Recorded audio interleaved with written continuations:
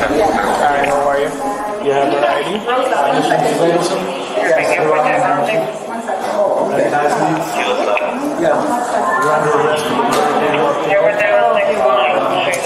Your cell phone? No, I don't want to give it to you. Why do I have to? Because my attorney said not to. Why do I have to give it to you? This is evidence. Evidence. She's under arrest. I have to go with you. I have to go. I have to go. You don't have that choice. Let me help you out. No, I have to stay. Please don't do this. Don't stay. You need to grab the bags. Take the bags. Yeah. And you need to wait outside. Okay. My husband's almost 80 years old. He can't Yeah, come I with can't. me. Please, can I help? No, you can't join me there. Oh, don't do this, please. Please. Oh, Someone's got God. to help him get home. This is terrible. You can't do this. This is insane. Hold on to that for me. Is that okay with you? Please. You don't have that with handcuffs on her. She's not going anywhere. Please. Please. Do you have anything in your pocket? No, no. Do you have anything of value in you? No, I Plus you have a necklace on. You What I can got? take the My- necklace I'll off. take Yeah, take it off. Yeah. And the earrings. And the earrings, the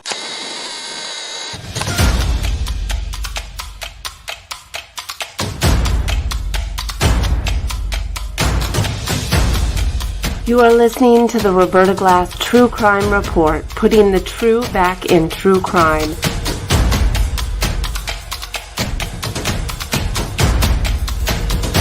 From New York City, Roberta Glass is now on the record.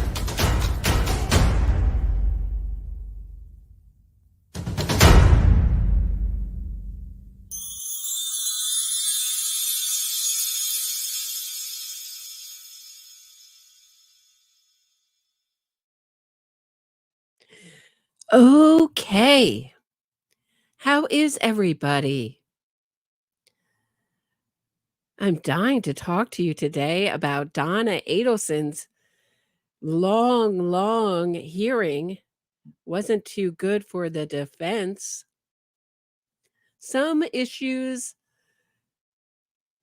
the judge is going to decide at a little bit closer to trial, but most of the issues that were decided on at this hearing on Friday, and thanks to everybody who showed up for my live stream. We had a fun time watching it together.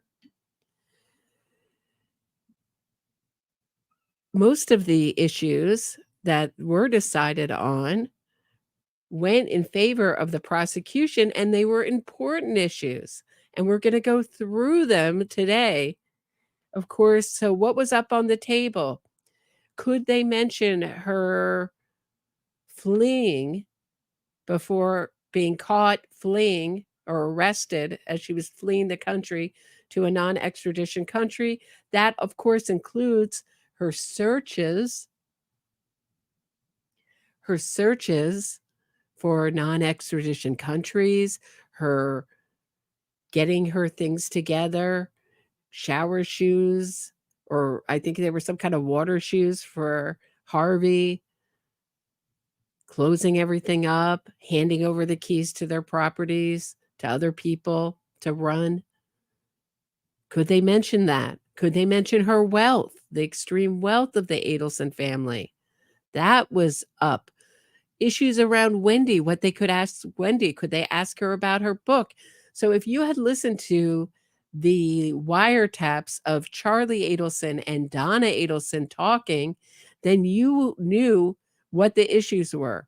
Issues around the jury. They wanted to give the jury a questionnaire to look even deeper into the kind of beliefs that they had around things so they can ask things 15 different ways and really explore all their different beliefs. And also, I believe, study more deeply who they are. Of course, Josh Dubin, the jury consultant who worked on Charlie Adelson's trial, I think is coming back for Donna Adelson.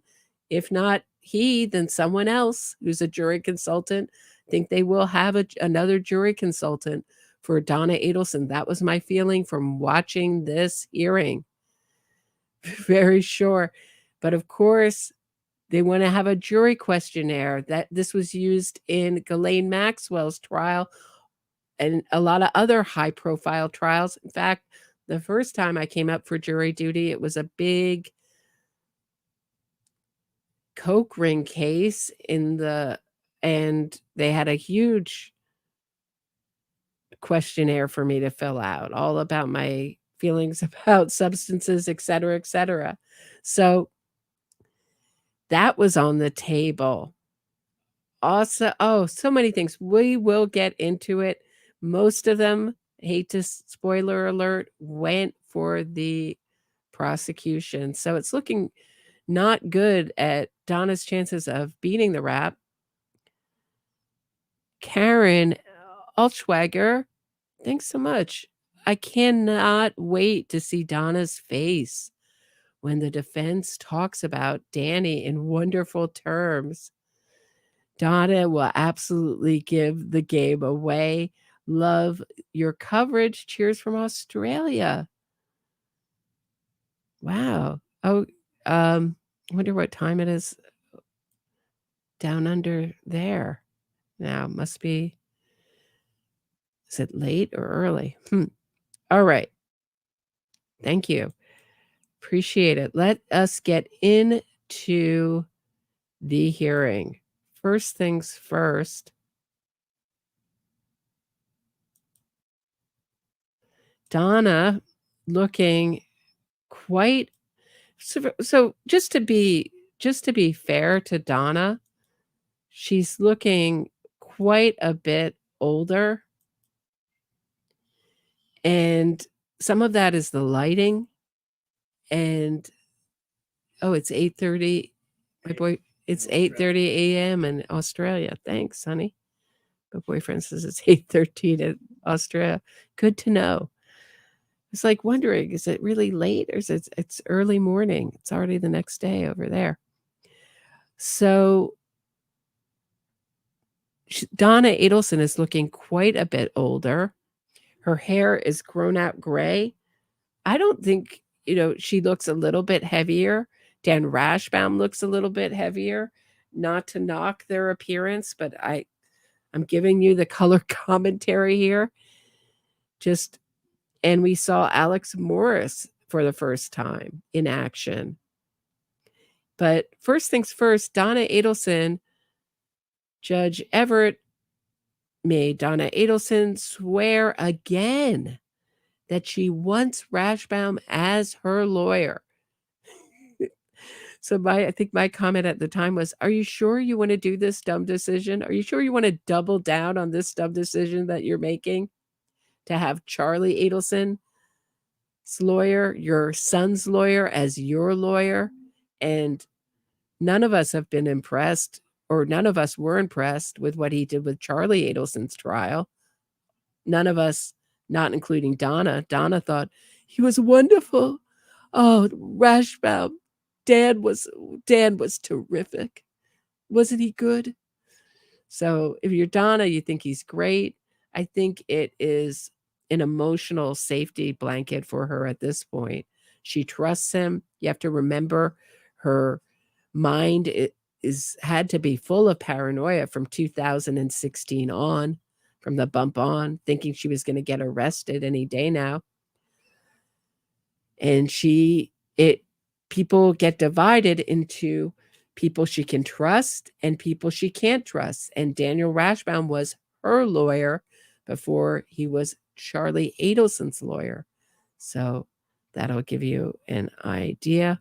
I believe just on civil matters, he doesn't have a big criminal background, except as a prosecutor, which if anybody can find anything out about Daniel Rashbaum as a prosecutor, my email address is always in the about section of my YouTube about channel about. I don't know what you call that. Send me some information. I'm very curious to know what his background is as an assistant prosecutor. So here's Donna swearing that she's absolutely wants Rashbaum as her lawyer. Let's take a listen. At trial. Now that there has been an opportunity by you to review this discovery with your counsel, I believe it is prudent to go through these factors again, ultimately to confirm that you still wish for Mr. Rachbaum to act as counsel. If you please can stand and raise your right hand.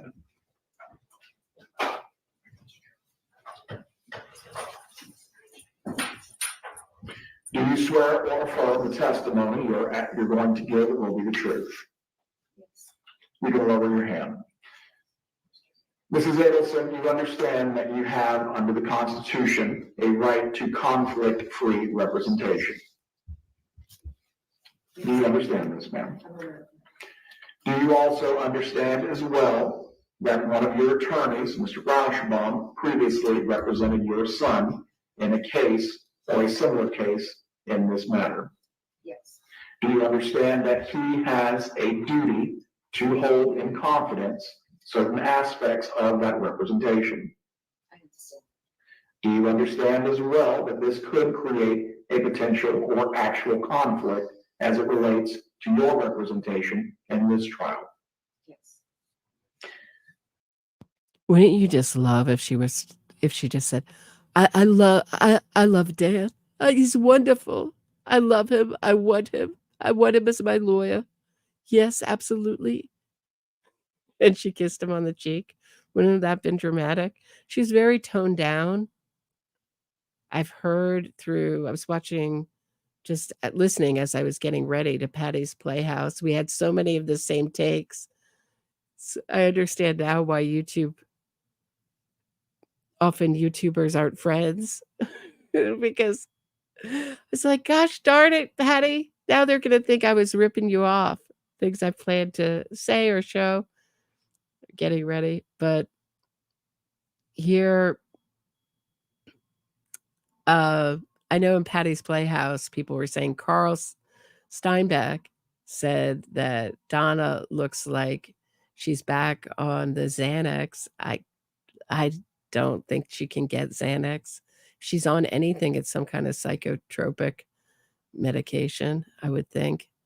I think they've just given her a lecture to calm down, and that she's being judged, and that people like me and Patty are going to be commenting if she acts out again and heckles her lawyer like she did the first time around.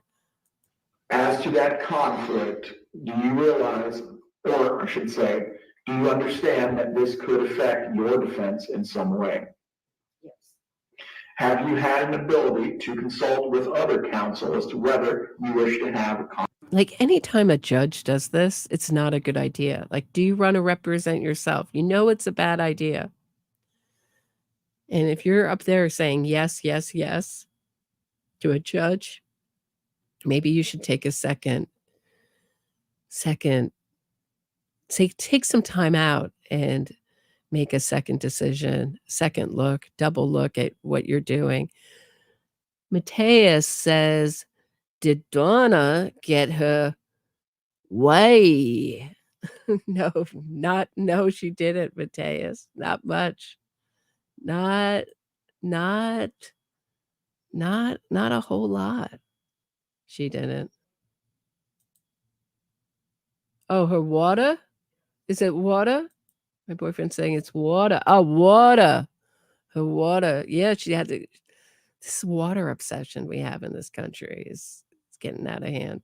But yes, I'm sure she had her water. I know in New York, I just heard from other lawyers that they like to bring their clients like M&Ms and stuff at these hearings. But apparently in Florida, you're not even allowed to use the lawyer's pen. Heard that from Patty's Playhouse. I want the lowdown on that. Conflict-free counsel. And as to any potential or actual conflict that may exist with Mr. Rachbaum's representation, are you waiving this? Yes. Thank you. You may be seated. And again, so it's clear why I'm doing this, ma'am, at this stage, as we move closer to trial, things are going to occur rapidly, including rulings on the motions that you filed, rulings on the state's motion, how this is going to affect the evidence, and how this will ultimately affect your trial. At any point, if you decide that you are no longer... So I was talking to my friend who is really bored with this case, is one of the few people that's bored with this case. But she said, I did catch a little bit of your live or you're watching the hearing, and I didn't think she looked that bad.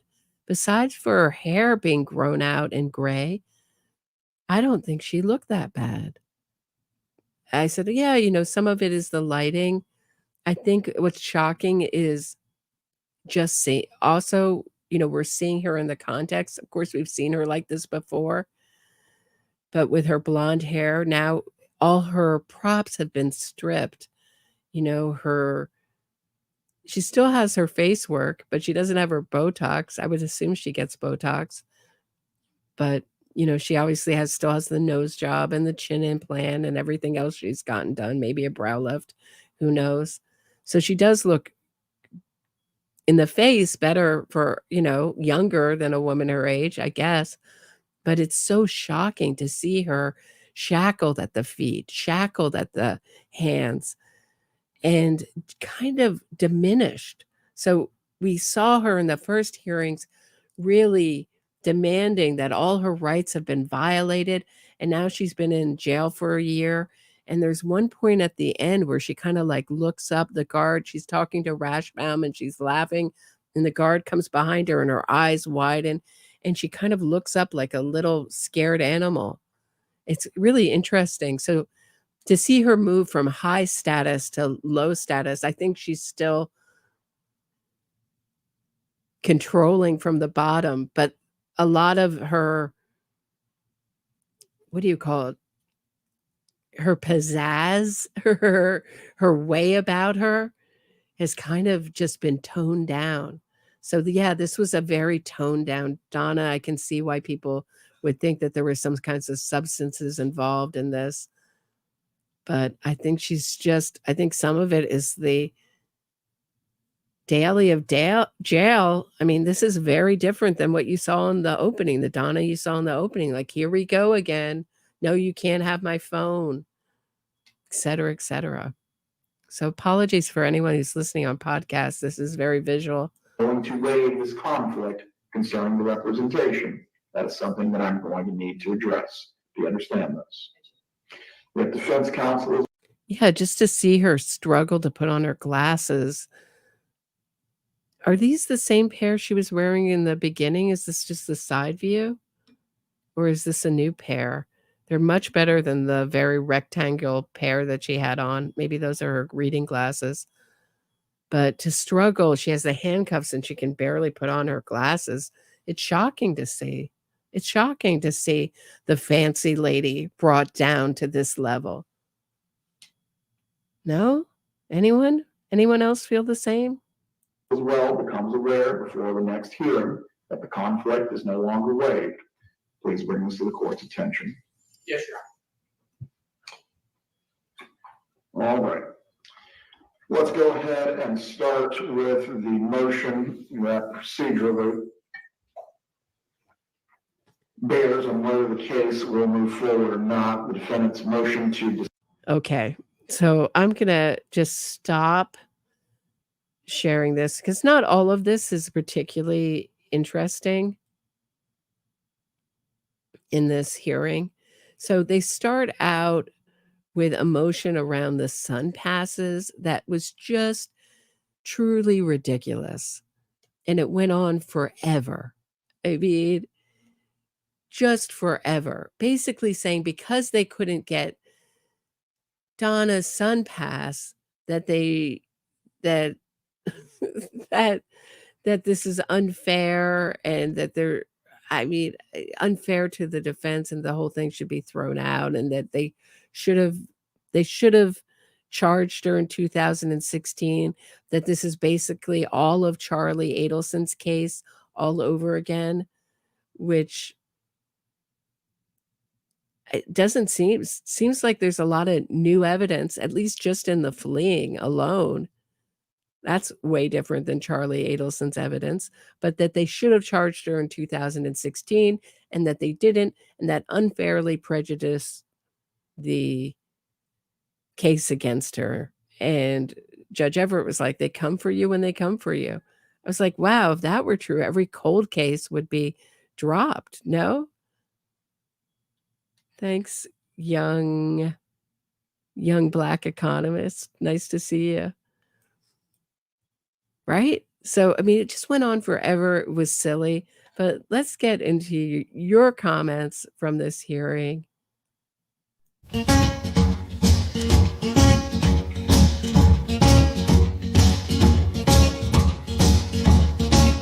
got your comments. We got your comments. You had something to say. You were insightful. Oh, so clever. So Roberta's going to read your comments. Hey, Roberta, read those comments.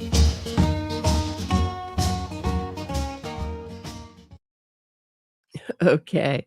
So Tiffany Nicole says, is he seriously arguing, meaning Rashbaum, that their wealth isn't relevant when it comes to paying large sums of money in a murder for hire? Oh, Tiffany Nicole, we are going to get into it with that wealth argument. And then it goes right into Wendy's argument over Wendy's, whether they can bring in Wendy's book and changing the kids' names. Oh, we're going to get into it. Certainly relevant as to why Rashbaum represents Donna, but I think that's my opinion, but okay. Magical Cat 2000 says, defense issue. She wasn't charged in a timely fashion. Defense. She could have been charged in 2016. Logic. If she was innocent, she could have called law enforcement after the murder in 2014 and helped solve the case. So this is actually one issue. Thank you, Magical Cat 2000, that defense did win on. And it goes directly against what Rashbaum said in the STS interview, which was that law enforcement never got in touch with Donna. It's just a blatant lie. Blatant lie. They tried to contact Donna and get her to talk at Dan Markel's memorial service, and they lawyered up, and she and Harvey lawyered up and never participated in the investigation. And strangely weren't curious about the investigation, didn't want to check in with the investigation and see how it's going, although maybe that would have been suspect too, but didn't want to help out. But she has a right to remain silent, and her under our Constitution, and the prosecution is wisely not going to go up against that. So that was also decided at this hearing. July Sweet Breeze says, now the new word in Rashi's vocabulary, it's about balancing.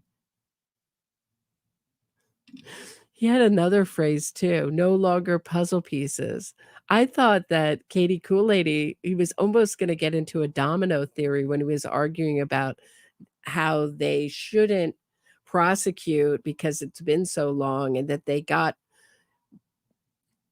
picked up each person one after another and prosecuted them because they wanted them to fall. And I was waiting for dominoes to come in any minute, like Katie Kool-Lady's theory.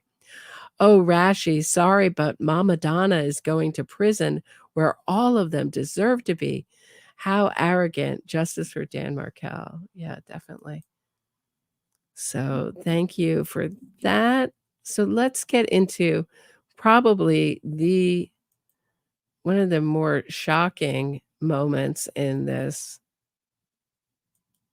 hearing, or at least shocking for me, the one that stood out for me. Let me make sure I have.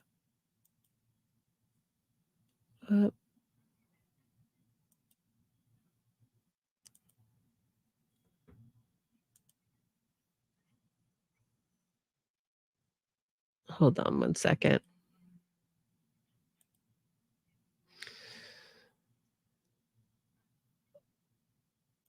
I think it's at.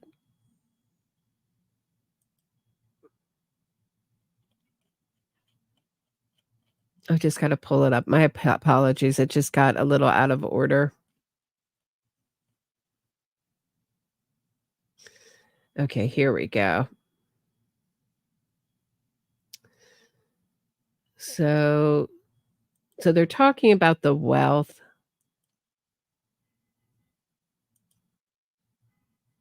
And here's Dan Rashbaum arguing about their wealth. Take a listen. Purpose. Their wealth has no bearing on the issue in this case of whether Mrs. Adelson participated in a premeditated murder. There is no dispute in this case. We will stipulate it to it that checks were paid out of the Adelson Institute. That was going to be my first question. And as to your general proposition, I would say you're correct on the law in the same way. The jury is not to consider that a defendant is indigent and hold that against them. It would equally apply to wealth. As it relates to the state's theory of the case, is there any relevant evidence of wealth that you're still disputing? No. I mean, the argument in this case is that she paid for a murder, and that is not our dispute. I mean, we're disputing was for a murder, but we're not disputing that she signed. Did you guys get that? We're not disputing that she paid for a murder here. We're not disputing that. I mean, she didn't pay for a murder. I mean, we're not disputing that it was a murder. I almost want to watch that again. Can we watch that again? You guys mind? It was so good. Okay, here we go. Let's watch it again. Argument in this case is that she paid for a murder, and that is not our dispute. I mean, we're disputing was for a murder, but we're not disputing that she signed the checks. We're not disputing that the checks came from the Adelson Institute. And we're not disputing that $100,000 was paid to Catherine Magbanua on the night of July 18, 2014.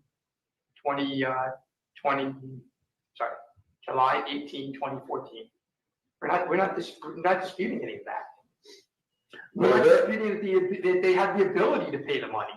Right. We're not disputing that she has the ability to pay for the money. I think this is an interesting back and forth, and then it goes right into Wendy's back and forth. Let's watch it together. But basically, they're saying it was Donna's money she paid, and he said, we're going to bring up what's called the bribe. I know it's not technically a bribe. Don't come at me for calling it a bribe. I don't know what else to call it. I can call it an enticement, but nobody would know what I'm talking about. The $1 million bribe for Dan Markel, they say they're going to bring it up. The defense is going to bring up. It is now part of Donna Adelson's defense. So what is Donna Adelson going to do? Is she going to have an exact replica of Charlie Adelson's defense that maybe like her friend at the golf club overheard that she was thinking about paying off Dan Markel to move to Miami, and that they did this on spec, that these same people did it on spec. Somehow other people paid Sigfredo and Luis Rivera to do this. Sigfredo Rivera, right? Sigfredo Garcia and Luis Rivera to do this, excuse me. I mean, why is it important to the defense? Let me know what you guys think to bring up the $1 million bribe. How does that help Donna? The fact that Wendy didn't do it? Is that why they're bringing it up? Yeah. Was there other evidence as to transfers of vehicles or other property We're not that just. is alleged to have been given to Ms. Magbanua? There's evidence of a car that was given to Ms. Magbanua that was in Harvey Adelson's name. We will not dispute that either. Again. So again, it's just generally, these are wealthy people, not the specific matters that are being alleged a part of the conspiracy or payment for the conspiracy. We're not disputing any of that. So why do they need to show a wealth of millions of dollars? You know, and they spend a lot of time on it, millions upon millions of dollars. What is that relevant to? I don't think it survives 401. But if you go to 403, it certainly doesn't survive that. Response, State.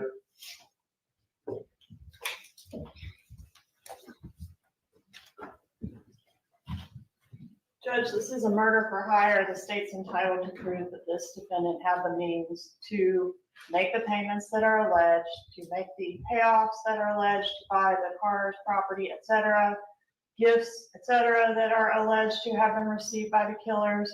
And it's relevant to show that they have the ability to make the $1 million proposed bribe that preceded the death of Mr. Markel. It's important to show the means relative to the payoff. So they had, this was a drop in the bucket, right? That's important, I think, for the jury to understand the motive and the means and how this was executed.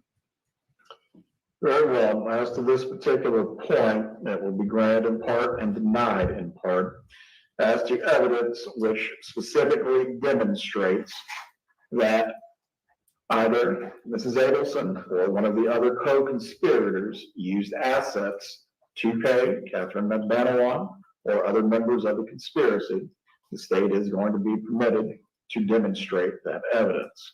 As far as any general presentation, however, as to all assets of the defendant, that is where the line is going to be drawn. As to Mrs. Hull being examined. So did everybody get that? So they can bring it up as it relates to certain pieces of evidence, her wealth, but they can't just go through all her finances. And this was something that was done at Ghislaine Maxwell's trial, where they really went through a lot of her finances, but it was always in relation. It was a very similar ruling. It was, I would think, I didn't, as I had to be a similar ruling in relation to the crimes that we saw, the planes and all that stuff.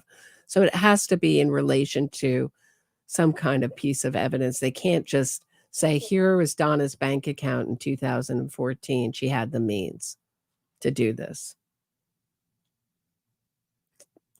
So this is a defense win here. On whether the defendant had adequate or partial win. Assets. Hull being examined on whether the defendant had adequate assets to otherwise participate in what would be called the $1 million bribe, or is alleged to be the $1 million bribe.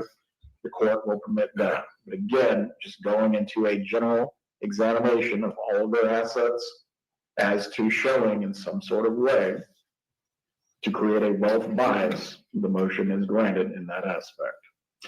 If we need to get more specifically into which pieces will be used, we can do so. Are there questions as to the ruling? May I have a moment to confirm? Go ahead. Judge, may I need something clear too that might help? We're not going to dispute the $1 million offer. In fact, we're going to bring it out. So. See, there you go. We're going to bring it up. We're going to bring up the $1 million. How is that helpful to Rashbaum's defense? Let me know what you think. So curious to hear your comments on this particularly and your ideas, why they want to bring up this $1 million bribe for Donna. And Donna's face just never changes until the end when she's talking to Rashbaum from that position. This is, of course, the first time that we've seen Georgia Kappelman's eyeglasses make a debut. I think they look great. Just to be superficial and silly, give you some color commentary. But I thought they looked great on her. That won't be an issue. Yeah, I don't think they can hamstring us by stipulating the things. Like we still haven't. You don't have to accept the stipulation. I believe this much is clear as a matter of trial practice. Let me just confirm. So do you understand what the stipulation means? So that means when they don't dispute it. Both sides accept that as fact, that Donna Adelson and co. all got together to pool their money to give Dan Markel a $1 million bribe. And strangely, Georgia Kappelman doesn't want to stipulate to that quite yet. Interesting. I don't know why.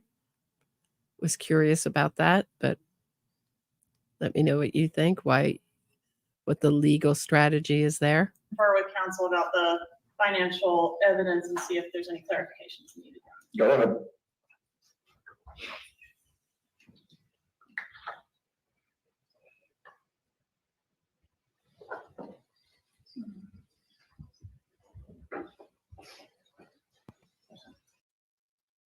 So as they convert, Sharon Shipley, nice to see you.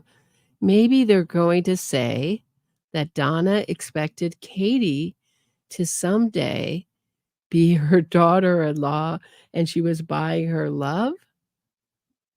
Katie. Oh no, this is the $1 million bribe for Dan that they didn't want to, why they would bring that up, but they're agreeing that Katie was paid by Donna too. That's a good, yeah, that's also another reason why they're not going against that and saying, oh, it wasn't Donna who paid, mainly because of course they have the checks.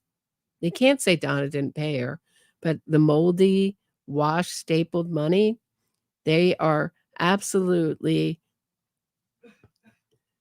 digging in their heels and saying, Donna didn't drop it off. And if we only had the Sun Pass, I would love to make Sun Pass covers with banana bread, Donna's banana bread, Sun Pass covers.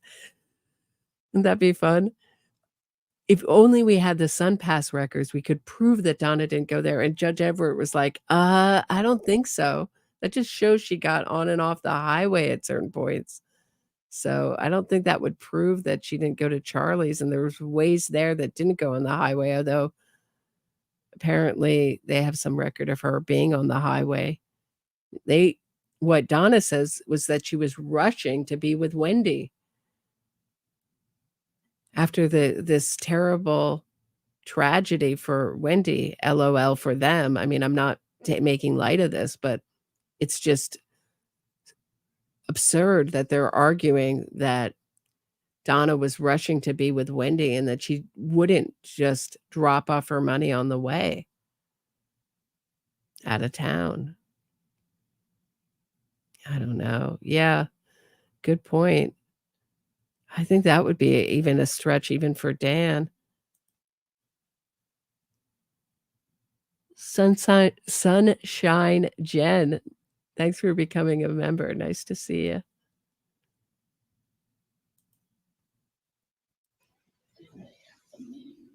Or that if we're inquiring of the witness, Paul, about the time frame in which, say, the $1 million offer was being proposed, we would be permitted to ask the witness, what did you analyze? What did you look at? And did the defendant have the means to make that payment at that time? But we would not be permitted to say what was the bottom line in her bank account at that date. Correct. That examination will be permitted. What would not be permitted. Right. So do you guys get the difference there? So what Georgia just said was that, so if we were talking about the $1 million bribe, we could ask, did she have the means? But we couldn't ask how much was in Donna's bank account at the time that she was considering giving Dan this bribe. Okay. So there you go. It is to say the defendant had $10 million at TD Bank on this date. I believe that's ultimately what the defense's motion goes to. Am I correct? That's correct, Your Honor.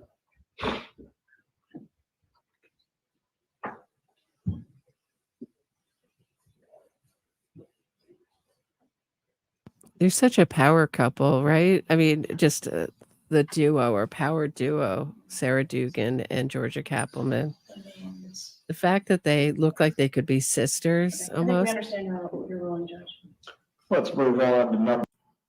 kind of adds to such a camera friendly prosecution team and excellent lawyers. I mean, not to be superficial about their looks, but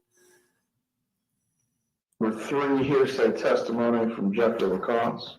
Okay, this one's a little bit more complicated. Not as complicated as you think, but they make your argument. All right, so Judge, in the last trial,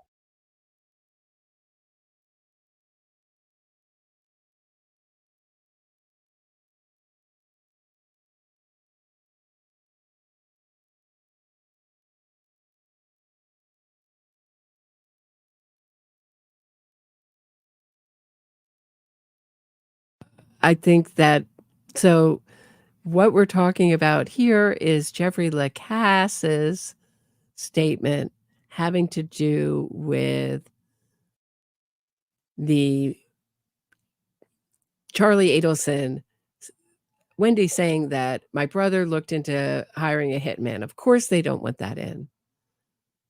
And they're going to say it's double hearsay. And basically all of Jeffrey Lacasse's testimony, it looked like in their motion they were arguing to throw out, but let's hear him argue it. We filed a similar motion and you ruled in our favor. You excluded the hearsay testimony as being just that, hearsay testimony. Okay? And what proceeded to happen, as we all know, is the state then asked the question of this piece of evidence, of these statements to Wendy Adelson. Wendy Adelson denied that she ever said these things, and then they were able to backdoor it in through impeachment. Okay?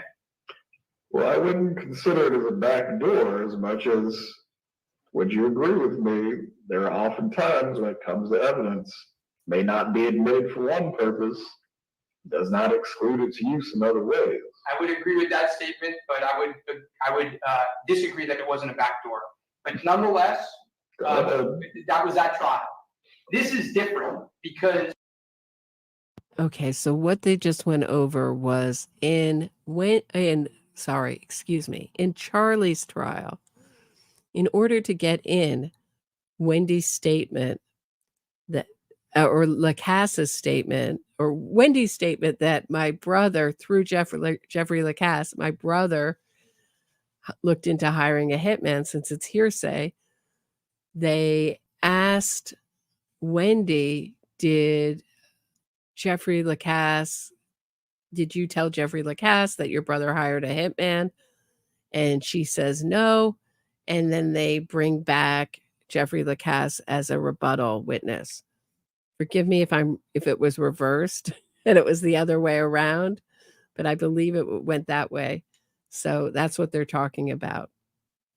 The question to Wendy Adelson in the outset in that trial was about a statement that Charlie Adelson made. So it fit an exception to the hearsay rule, which was, it was a statement of a party opponent. Okay? In this case, the statement, if they ask Wendy Adelson the question in the outset, it doesn't fit such an exception. It's not a statement of a party opponent. Asking Wendy Adelson what Charlie Adelson said is still hearsay because Donna Adelson is the party opponent. And it's not a statement in furtherance of the conspiracy because none of this had to do with any conspiracy statement in furtherance of the conspiracy to commit a murder. None of.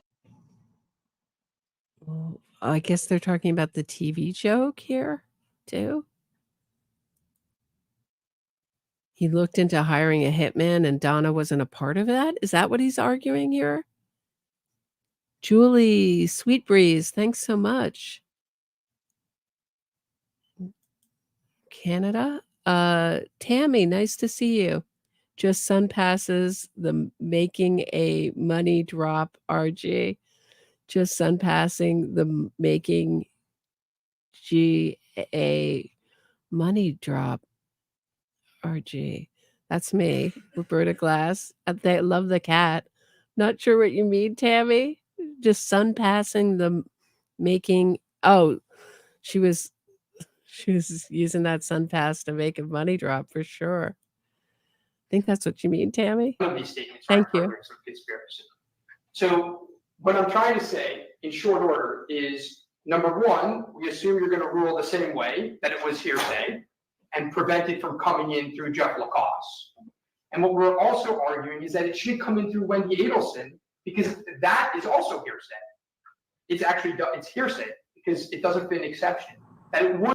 So basically, bar any mention of the TV joke too, that Charlie Adelson made that Wendy said Charlie Adelson made all the time. She said it to the TV repairman twice that morning. Then she said it to Isom. Then she said, right?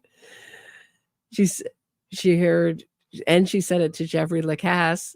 They're trying to get that thrown out, and they're trying to get thrown out her crazy admission. It's a crazy admission that Charlie Adelson looked into hiring a hitman. Again, more evidence that Wendy was in on it. I don't get these people, these Wendy didn't know this was going to happen people, wasn't in on it people. I don't get it. Motive in Charlie Adelson's trial doesn't fit that any exception in this trial.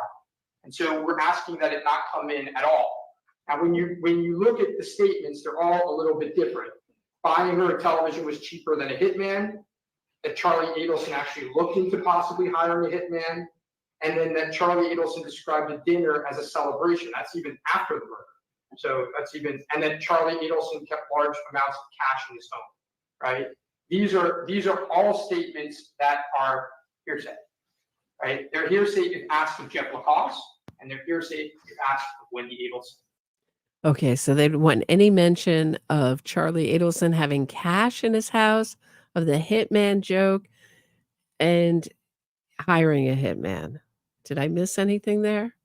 Basically, they want Charlie totally out of the trial, but he can't be totally out of the trial because he's coming in as a witness for the prosecution. Boss move on Georgia Kaplan's part. So should the defense want to bring in Charlie Adelson, should Donna want to do a Charlie Adelson extortion defense, meaning Charlie Adelson got extorted and Donna Adelson was just helping him out defense, then they would bring Charlie up as a witness. But the prosecution took Charlie as their witness first, so the defense will only get to him on cross. So the state can totally destroy him on issues of credibility and believability before he ever gets to the defense and his story ever gets to have any credibility with a jury.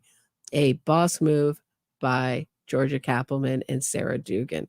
So the defense here wisely wants to basically get any mention of Charlie Adelson having large amounts of cash, which Charlie Adelson testified to at his trial.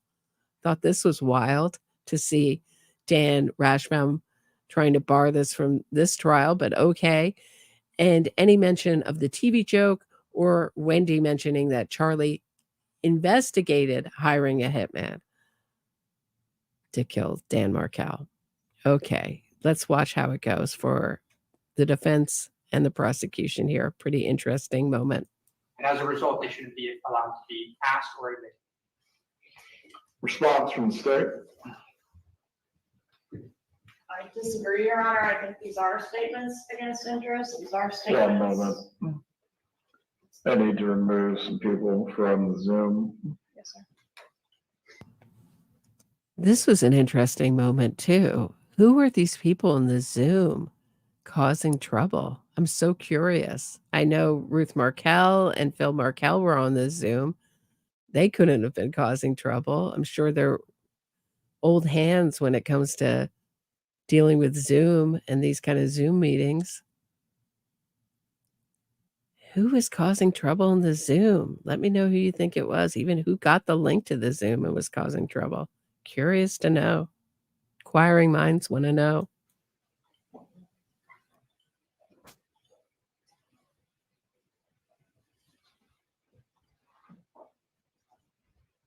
Go ahead. And are in furtherance of a conspiracy, Your Honor. If Charlie is telling the main beneficiary of this murder that he's looked into hiring a hitman, that's in furtherance of the conspiracy. And how much it's going to cost, too, was part of the statement. That Charlie Adelson had, in fact, in the summer of 2013, begun looking into hiring a hitman to kill Dan Markel, and the cost was either going to be $15,000 or $50,000. One of the two, she said, as you will recall. How can that not be in furtherance of the conspiracy, right? If Wendy denies it, then it's textbook impeachment to call the person that she said it to indicate that she said it. So basically, Georgia Kaplan saying this is a conspiracy case. If we get Wendy to deny it, that's textbook impeachment.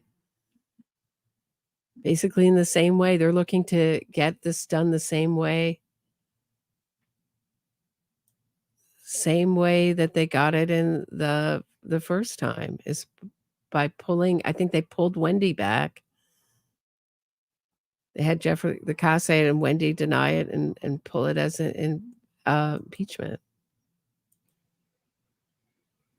And that is your argument as to all four of the statements that are being highlighted. Yes, Your Honor. Well, I'll reserve ruling on this topic for now. I want to do some additional research as to statements in furtherance of the conspiracy. Let's move on to number 4. Testimony from Wendy Adelson. And Judge, with regards to number 4, the state's position may or may not have changed on some of these. I just want to let you know that at the outset.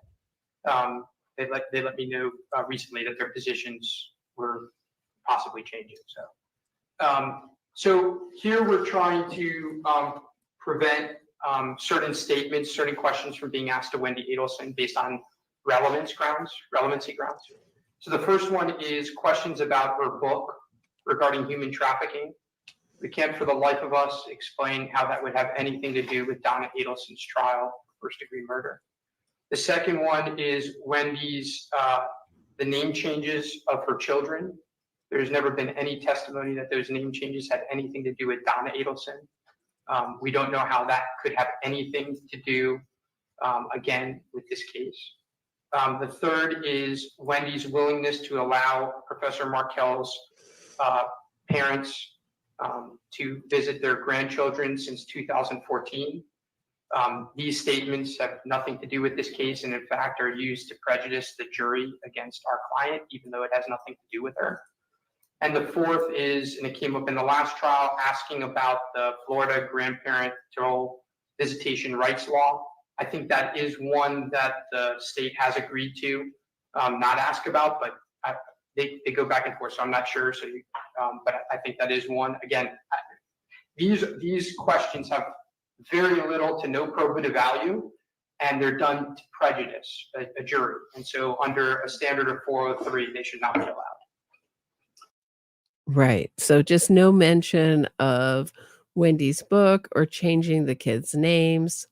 I thought this was a super interesting part of the hearing as well. Let's take a listen. Of course, it's interesting that the defense is arguing all this. Sure, it doesn't have, when you have such a case with such a rich background, such a textured, layered background. So, of course, it isn't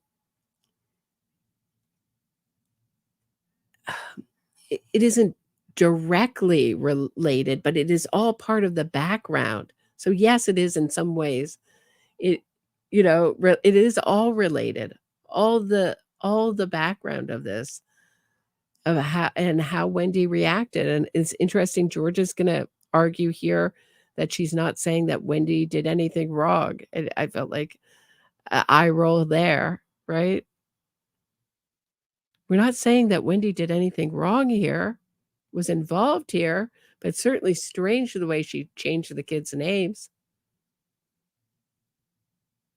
In her book, written before the murder, certainly painted a bleak picture of a woman unhappy in Tallahassee.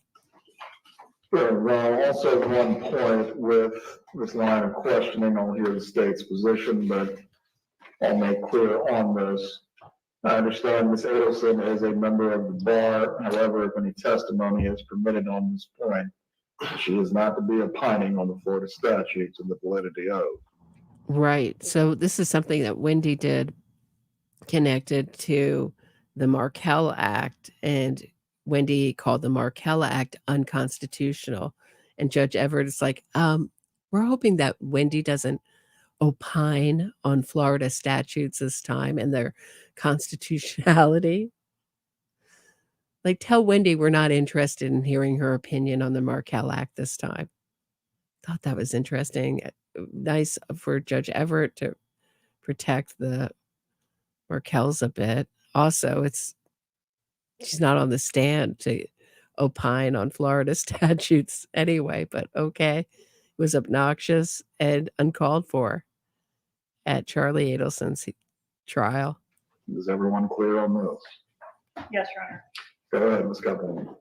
I think in reference to the book, this is the one I kind of flip-flopped on because I went back and looked at how it came up last time, which was that Wendy Adelson denied wanting to relocate, denied being disappointed about losing her motion in court to relocate.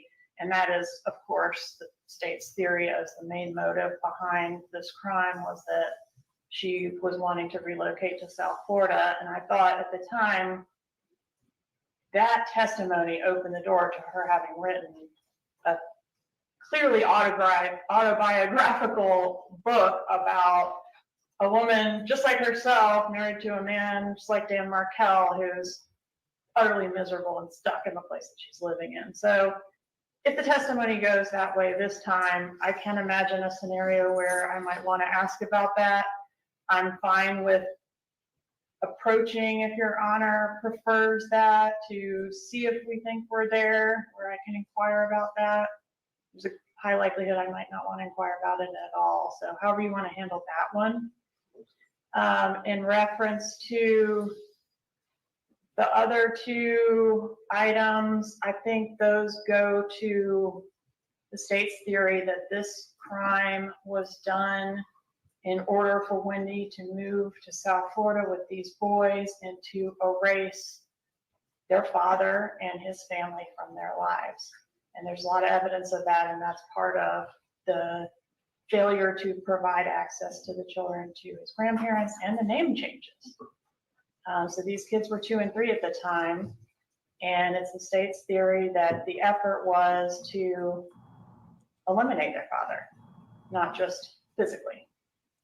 Right. So there you go. They're saying the name change was not just a choice to change names.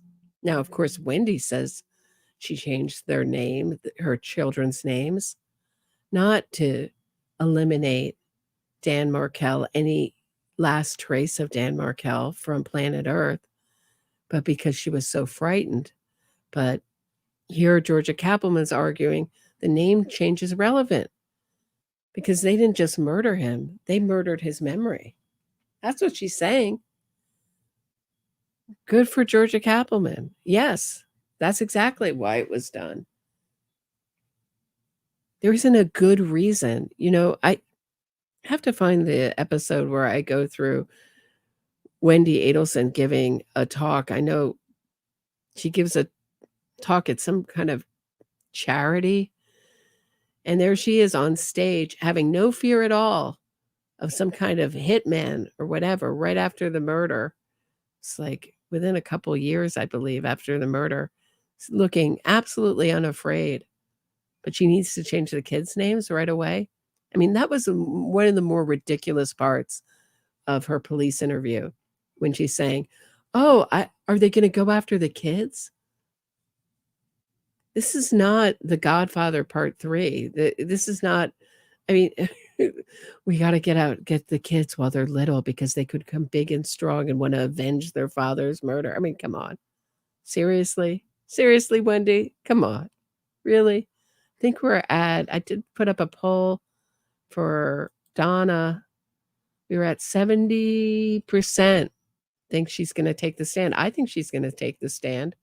Dan Rashbaum was dumb enough to let Charlie take the stand and dumb enough to think that he did great, if that's true. I know he said he didn't give Charlie a rating, but I was listening to his STS interview. I have some of that hooked up. I know everybody can't stand it when I play it, but some of it is relevant now. But he's saying he thought Charlie did great. He didn't grade him, but he thought he did great. And so much of the comments about Charlie's trial seemed to originate from Dan Rashbaum. In that STS interview, he is complaining over and over again about the jury and how the jury was too prejudiced even before they got in there, that some people said that I can't be fair. But I felt like saying to Rashbaum, well, how do you know they weren't saying I can't be fair in this trial? I've read too much, just because they want to get off jury duty. They don't want to spend 8 days of their life getting paid $15 and lunch. You get paid $40 and no lunch here in New York. I can tell you that as just being a juror. I've just been a juror. But that's the easiest way to get off jury duty. When I was doing jury duty, up for jury duty, the people who said they couldn't be fair in this trial were just sent to civil court. So not so fast. Judge wasn't having it. Right, as to that point, Ms. Kappelman, I understand the relocation and the So I got off on a tangent, but we're back talking about, sorry about that tangent, back talking about Wendy's name change with the kids. divorce proceedings as it plays into the state's theory. But ultimately, was it not Mrs. Adelson's right as the parent and guardian of the children to change names or make certain parental decisions after the other parent has deceased? Absolutely, Judge, but those decisions might be relevant to the state's theory in the murder. I'm not alleging that she's done anything illegal, but I think it's relevant to the consideration of whether or not this murder was done. It's inconsistent with what you would expect a parent to do on the heels of the murder of their father. Okay, did everybody hear that? We're not saying that Wendy did anything illegal. We're not saying she was part of a conspiracy of a murder. We're not saying she did a murder. We're just saying that maybe it's not consistent with what a loving parent would do after this. And she's going to say so I think a reasonable juror, let's go back a little bit and listen to Georgia Kappelman's argument about the name This change. murder was done. It's inconsistent with what you would expect a parent to do on the heels of the murder of their father, right? So I think a reasonable juror could infer something from that and should be permitted to do so if they find it compelling. Right. So she's saying, look, it's such a wild decision. I think it should be allowed to be brought in. Here's Judge Everett. Any further argument as to this issue? No, Your Honor. Just one briefly. Go ahead. Wendy Adelson isn't on trial. So, I mean, this may be a different topic. Great point, Rashbaum, but she really kind of is. Patty from Patty's Playhouse has been making the point that she thought Charlie's trial was brought in Donna very much, and that Donna's trial would bring in Wendy very much. So, meaning each trial pointed to the next person. That's Patty's theory. Kind of interesting. So here, very interesting. And here we have with Rashbaum saying, but Wendy's not on trial. But she's always been on trial in these cases, hasn't she? Basically, by proxy, a little bit. She's an unindicted co-conspirator. She worked out a deal. Harvey and Donna were going to be brought into Charlie's trial, but they argued they were going to take the fifth. Screaming about it, so it got dropped. They didn't even show up for Charlie's trial. I love that when Charlie gets convicted, they're like, "We're here for you. We're here for you. We're fleeing to Vietnam tomorrow." In a week, right? A week after, we're fleeing to Vietnam as fast as we can, Charlie. But we're here for you. We're here for you, Charlie. Whatever you need, we're here for you. So ridiculous. We won't show up for a day of your trial. We won't sit behind you. And if you know anything about prosecutors, tell victims' loved ones to be in court. If they can, it's important that the jury see them. Be a voice for the victim. Same thing for the accused. You want someone behind in their corner. The jury takes note of who's in the courtroom. Shouldn't be, but the optics of it help the defendant. And Donna and Harvey were thinking about numero uno, as everyone does in this family. They think about themselves. So here's Dan arguing that Wendy isn't on trial. If this were the trial of Wendy Adelson, but this is the trial of Donna Adelson. And what they're trying to do is they're trying to dirty up Donna Adelson based on decisions, either fair or not fair, that Wendy Adelson made. And again, that is, again, it doesn't fit. I don't think it fits the relevancy standard, but even if you get there, when you do a balancing test, they're going to be able to show, and they're going to do a pretty good job of trying to show what the divorce situation looked like and how Donna Adelson wanted relocation. I mean, they're going to be able to do that. So just adding this to the fire is, if in any way relevant, is when you do that balancing test, I don't even think it's close, Ron, for any of these things. Very well. As to sub-prongs 3 and 4 of number 4 of the defendant's motion in lenity, I will grant that. As to prongs 1 and 2, I will give additional consideration to the argument that's been made. I will reserve ruling as to those sub-prongs from now. Thank you, Ron. Let's move on to prong 5, jailhouse recordings. So I think this is pretty straightforward, Your Honor. We're not suggesting that Donna Adelson's statements, whatever recordings they might use, and we have to look at the recordings, obviously. This was an interesting moment here. So here they're saying that it seemed like Dan Rashbaum was worried that Donna Adelson's recordings disparaging the jury in Tallahassee were coming in. It's like he didn't really get what the state really wants to use, which is what they want to use is Donna Adelson not realizing she's being taped, saying, hold on one second. Let me play it in the beginning here. Hold on one sec. This tape right here. I happen to have it. This little bit just to refresh your memory. Set this up. So this is a wiretap between Donna and Charlie, which I should have set up earlier. And she's talking to Charlie. This is now after the conviction. I'm sorry, this is a jailhouse call after the conviction.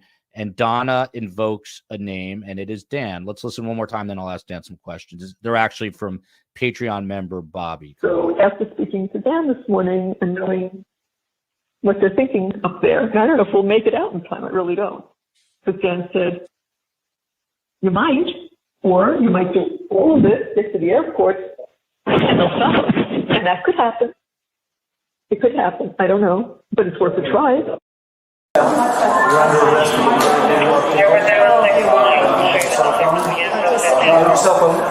don't want to give it to you. Why do I have to? Because my attorney said not to. Why do I have to give it to you? This is evidence.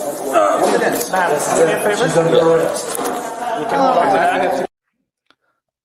Dan, I got to say, this doesn't look too good either, what they call a bad fact. Is it you that she's referring to? And did you have prior knowledge of her flight? So I'm going to read what I've written here so I don't screw this up. Because I anticipated this question would come. I can't talk about what I said or didn't say because it's privileged. What I can say is that at the time Donna Adelson went to the airport, she was a free woman.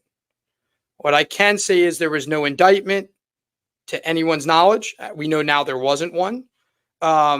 There was no grand jury that we knew was convened. We know now it wasn't convened till after. And there was no arrest warrant that was known of. In fact, we know the arrest warrant, I think, was just obtained hours before the flight. Again, she had offered to surrender at any point in time from 2016 on. I know that because I had made that offer. She did nothing wrong by going to the airport. Okay. Now, I cannot tell you what I advised her, what I knew, or what I didn't know. But what I can tell you for certain is that I acted within my ethical obligations. And what I can tell you for certain is that no crimes were committed by her going to the airport. And that's why she wasn't charged with any sort of crimes related to that.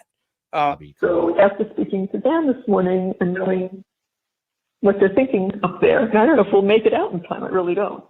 Because Dan said, you might, or you might do all of it, get to the airport, and they'll stop us. And that could happen. It could happen. I don't know, but it's worth a try. Okay. So does everybody get the import of that? What is alleged there? I love how he says, there was no grand jury convened. Yeah. What I'm alleging, Dan Rashbaum, in case you're listening, is that you knew that the grand jury met on Wednesdays. You had heard that the grand jury was meeting that Wednesday, November 16th, to indict Donna. You told Donna that this would be a good time to get out of the country, to skirt the charges and to a non-extradition country where they couldn't catch her. And Donna, strangely, right after Charlie's conviction, is getting an emergency visa and looking up non-extradition countries. So here they want Donna's any mention of or any playing of Donna's jailhouse calls out. But what the prosecution wants to use is that call where Donna doesn't, and he seems to be worried about here any kind of mention of the jury or Tallahassee or things like that. And he talks about Charlie not being on trial. I mean, the whole theme of this hearing for the defense is to take apart the conspiracy elements and just concentrate on Donna. So try to make anything that's related to Donna as a conspirator thrown out, as well as a lot of other bad facts that relate to the case. But just pretend that it's just Donna on trial and that this wasn't a murder for hire that involved a lot of people. And we'll just keep saying, well, this person's not on trial. This person's not on trial. Charlie's not on trial. Wendy's not on trial. Doesn't matter that Wendy renamed her kids, and see if that worked. It was an epic fail. It didn't work. But here's Dan arguing that there should be no use of jailhouse calls. But we're not suggesting that Donna Adelson statements don't come in, but Charlie Adelson statements don't come in. It's hearsay. And it's true. Because what we're all leading up to, and it comes in the next 10 minutes, is whether Donna Adelson, which I was looking forward to most in this hearing, is whether they could bring in Donna Adelson fleeing as proof of consciousness of guilt for the prosecution. The defense wants it out, says it's prejudicial, meaning the jury would see her as a criminal if they knew she tried to flee and flee to a non-extradition country. I didn't think the defense had much of a chance. You'll see how it turns out, but that's where we're leading up to. So starting with the Charlie's jailhouse calls, Charlie and Donna's jailhouse calls, better put. Here we go. Certainly not in furtherance of a conspiracy. This is after his conviction. So we're only talking about, believe me, we're only talking about jailhouse recordings after Charlie Adelson is convicted. So there are recordings in this case that I believe the state intends to use. I don't know, where there is a conversation between Donna Adelson and Charlie Adelson. Donna Adelson, provided they meet other requirements, Donna Adelson statements are not hearsay. They're statements of a party opponent. It's an exception to the hearsay. It's not hearsay, but Charlie Adelson statements are just black letter law hearsay. They're not in furtherance of a conspiracy. It's after his conviction. I don't know how they could be in furtherance of any conspiracy. And some of the statements are inflaming.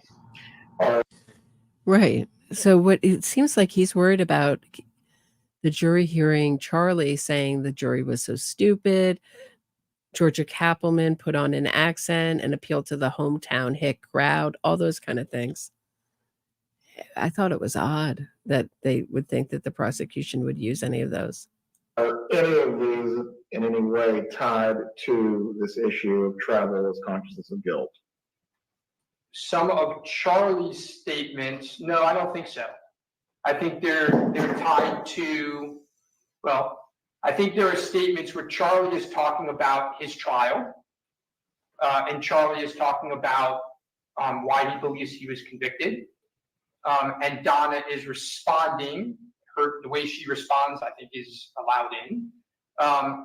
She may then respond in part about travel. I don't know. I'm not sure what they're using.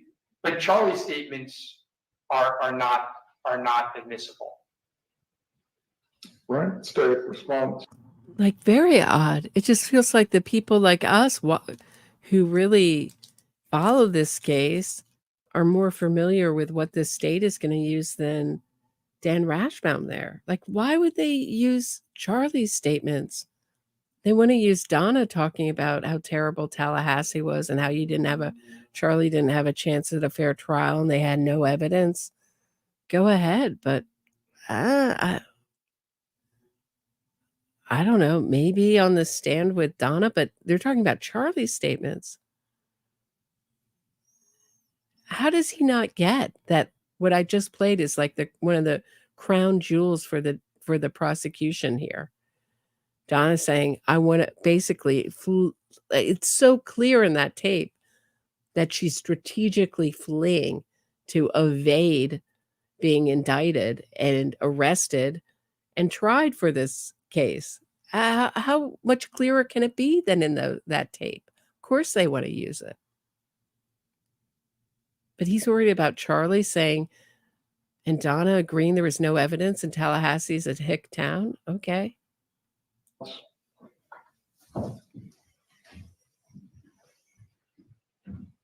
These are statements against interest that are made by Donna Adelson or are adopted by Donna Adelson in a conversation on a recorded line. We're not going to be able to extract one voice out of a conversation and only play half the conversation. What is the subject matter of what you seek to admit in this way? Well, we're talking about a few things. One call is the open line call, which I think Your Honor will know what I'm referencing. Maybe you're going to have to Right. What does Georgia go to first? The open line call where Donna thinks that it's hung up what I just played. listen to these, but there's a call where This was Charlie on the actually, loan application. yes, Charlie actually drops off the call. So we would want to play a few statements of Charlie just to show like, this is what's happening. It's a call where he's dropping off. She's, continuing to talk in the background. So I'm not sure if that's the one we're talking about or not, since Charlie's not really featured on that call. There are a couple other calls where the nature includes some of the talk of fleeing, relocating, committing suicide, and those types of things. So maybe those are calls that need to be provided to Your Honor to make a decision. That would probably be best before I rule on this. Yes, sir. Also, as to this point, and I believe there already is a stand. Right. It's all in relation to Donna fleeing, but Rashbaum doesn't seem to get that. For jury instruction, as it relates at least to law enforcement and a defendant's interview, is your argument essentially this goes to the context of the call? Yes, context, admissions, context and adoptive admissions in some instances, yes. Very well. I'll need to review these calls before I can actually make a ruling on, because as the defense has noted, this is a call between Mrs. Adelson and Charlie Adelson about the quality of the food at the jail. We have hearsay problems and we have relevance problems. Ultimately, I assume anything the state would be seeking to admit is going to need a... Right. So the judge wants to listen to those calls himself, and I don't think they're going to be thrown out because they're epically important to this case. relevant As far as Donna's consciousness of guilt. threshold from there, whether playing the entire context of it would otherwise get over the hearsay issue that I still need to determine. If admitted, though, this would be subject to a specific limiting instruction. I have given instructions in other cases concerning the use of context in a recording. I will read the sample instruction to the parties. You also may propose any suggestions if it is admitted, but ultimately. So ultimately, he's going to tell the jury that this is not brought in for the truth of the matter, something you see in cases all the time, meaning this is not anything that's said in this call is not brought in for the truth of the matter. So, meaning, so if Charlie Adelson says the trial was unfair, that doesn't make it a fact. Okay. So I'm going to skip forward a little bit to Dan Rashbaum's argument. Oh, they go into autopsy photos. Hold on one second. I'm going to take a quick break and queue up where I want to go here. I'll be back in 1 minute. Don't go anywhere. We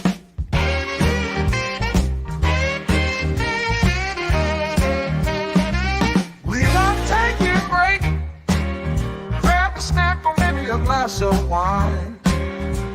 Roberta will be back in no time. This podcast is listener supported, so smash that like button and subscribe or become a patron for exclusive content if you are so inclined. Have something to say? Shoot Roberta a super chat. She will do her best to read it all there without delay. Now Roberta's back and ready to put the true back in true crime. Here's Roberta.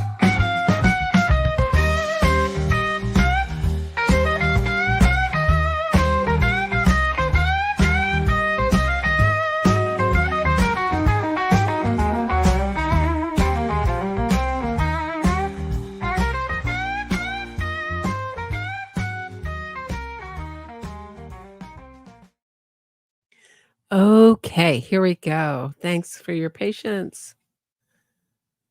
This is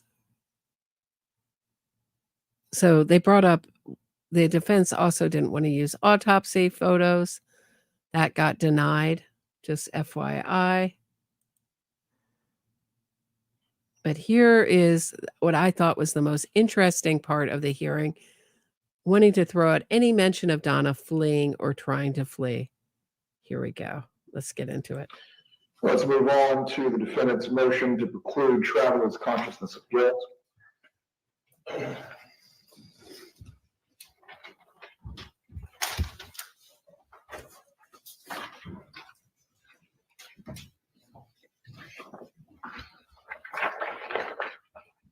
So Judge, I think our motion to some degree speaks for itself.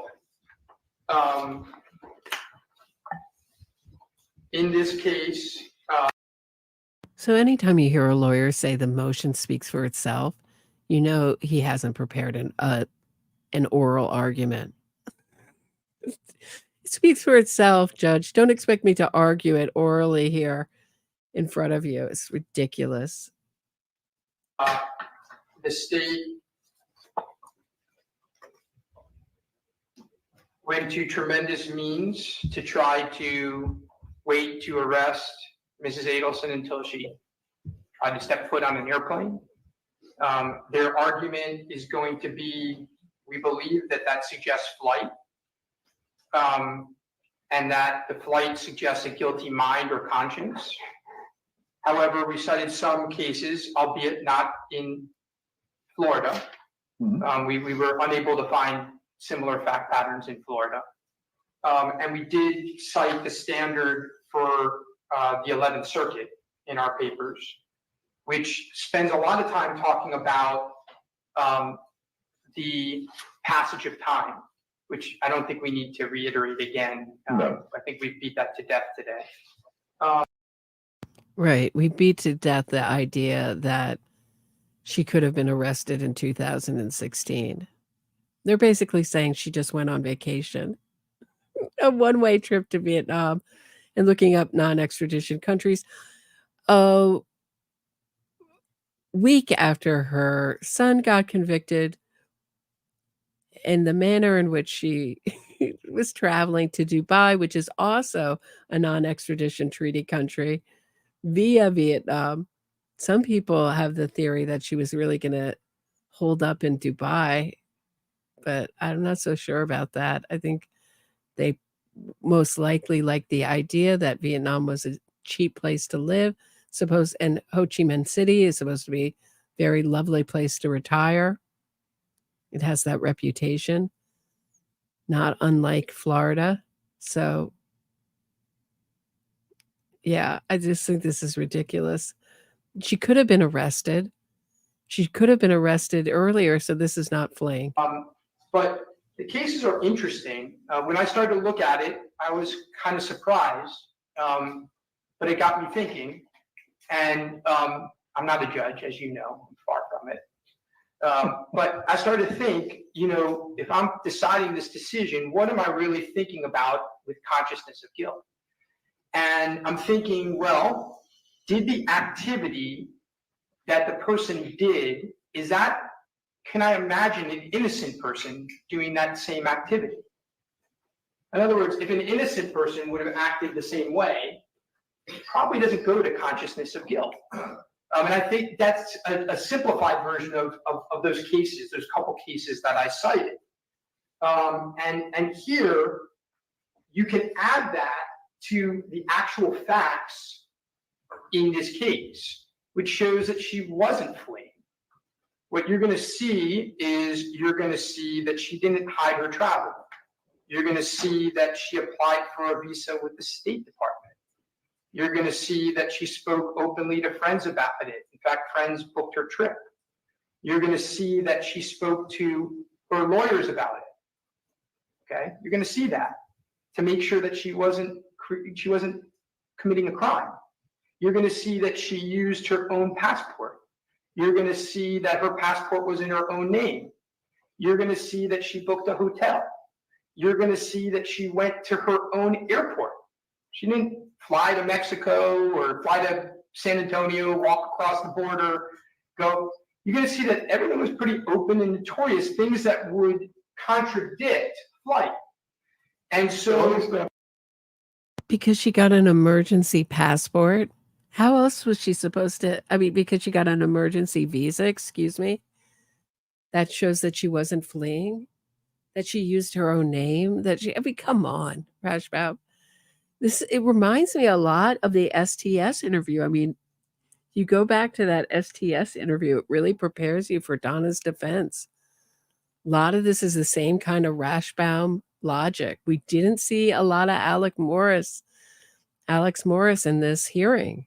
Mostly Rashbaum doing the heavy lifting. Doesn't look like he's going to add much. I was worried he was going to add a lot. It doesn't seem to add much, but hometown flair, if anything. Up there. yes, Does flight have to be surreptitious? it doesn't, but when you're doing the balancing, again, it's all balancing, looking at the totality of circumstances. When you're determining whether it goes to consciousness of guilt, flight is a component, right? If for instance, it's surreptitious, well, that would be an argument in favor of the state as to why this would go to her consciousness of guilt.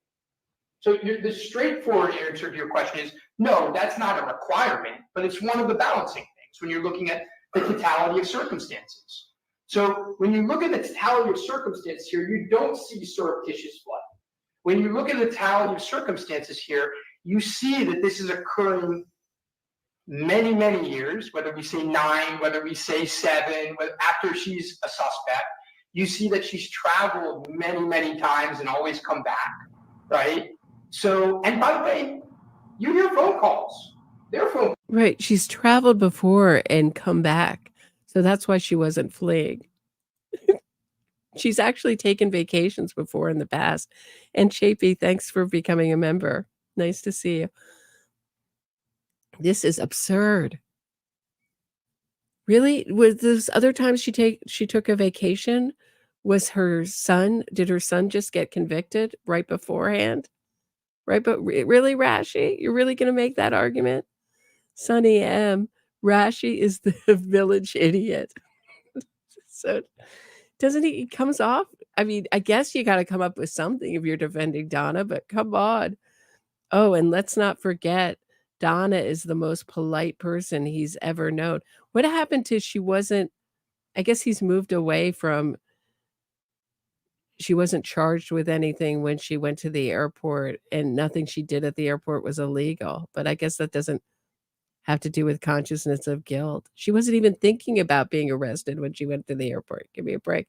Hard to say with that audio tape. Thanks, Sonny.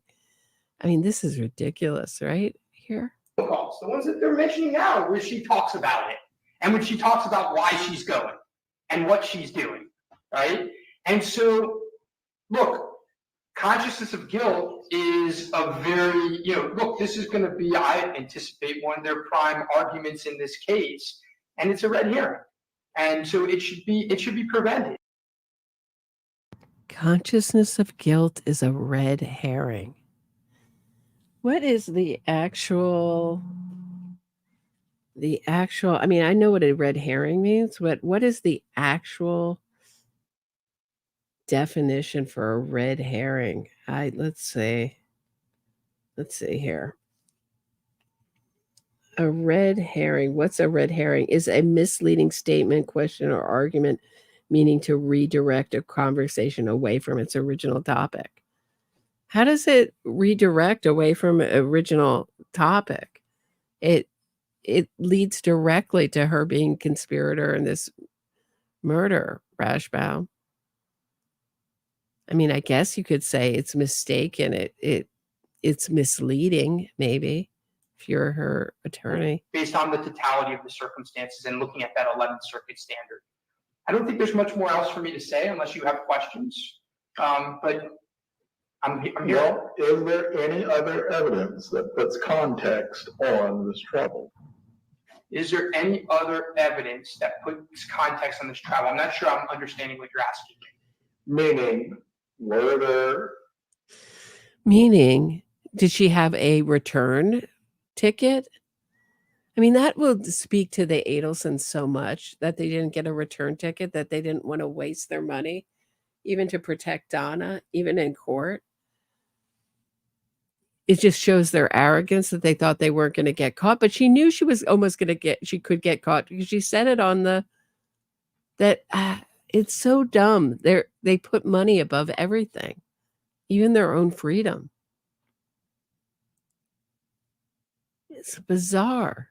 I bet she wishes she bought a return ticket now, but they didn't want to waste money like that to buy return tickets when they weren't going to use them. Internet searches, was there some sort of research about extradition? Sure. Are there things that otherwise go to? This is not just the. Yes, there is, Your Honor. There is research that goes to the fact that she was fleeing. There was research on her computer to non-extradition countries. Funny you should mention research that adds context to this trip. There's also taped jailhouse conversations that she didn't know she was being taped. She's talking about getting out in time. Purchase of a flight. Sure. There are pieces of evidence that I believe the state intends to try to admit that would show both discussion and possibly documentary evidence of looking at places where there are no extradition. Yes, there are evidence. She was just looking for those places. She was just looking at those places. It's like she was scanning her computer, and all of a sudden, a Google search for non-extradition countries just happened to breeze by her computer. And she looked at it. It's not like she was searching for it. Do you see what wordsmiths these attorneys are? How important language is in life? So it's definitely less damning to say to your client to say that you were looking at something on your computer than searching for non-extradition countries. And he knows the difference in the language, and hence why he's using, she was just looking at non-extradition countries. Evidence of that. One moment. Sure. Yeah, I will. There is evidence of that for sure. But again, that's part of the totality of circumstances. There's explanations for that also as to why that doesn't show that they're going to become fugitives and what's the actor's name? What is the explanation for what is the I love when they say this, defense attorneys always say, especially Charlie Adelson in his jailhouse calls, that everything was out of context. What context can you put that in? What explanation is there for looking for non-extradition countries besides the point that you want to be a fugitive and you don't want to be extradited? What other benefit could there be to being in a non-extradition country or searching for one? Let me know if you can think of anything. I would think if there was another explanation that was any good, we would have heard it. Harrison Ford. Yeah, Harrison Ford running around in Southeast Asia for the rest of their lives. But He's going to go right to distraction. So I want you to think about Harrison Ford, who I think that was based on Dr. Sam Shepard, a case I believe he's totally guilty, that guy. Definitely. I do not believe the lore around that case.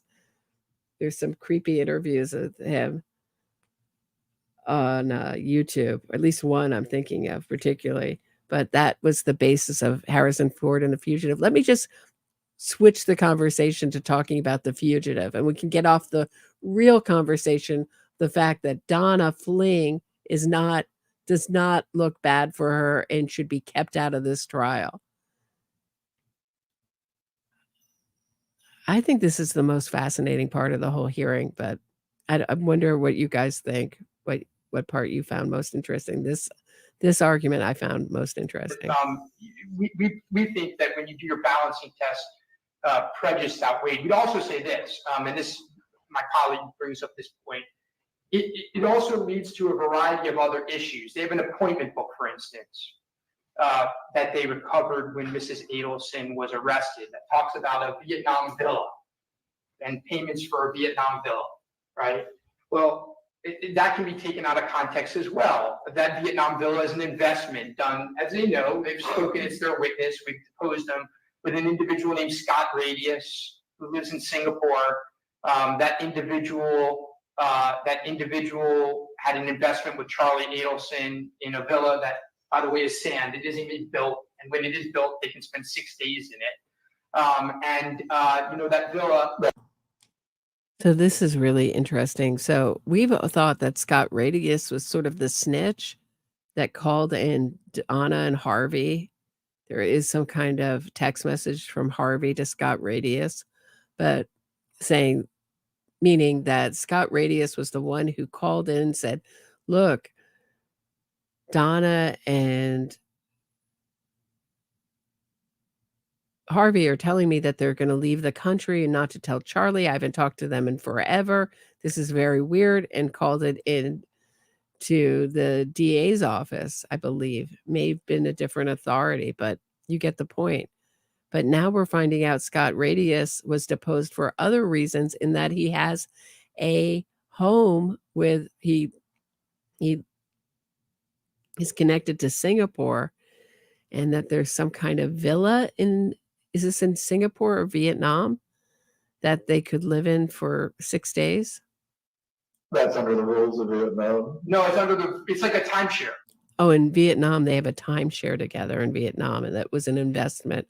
It has nothing to do with Donna and Harvey Adelson. So I'm sure the reason they deposed him was to get an idea of what he knew and what he would say on the stand. He's coming in as a witness, believe, for the prosecution.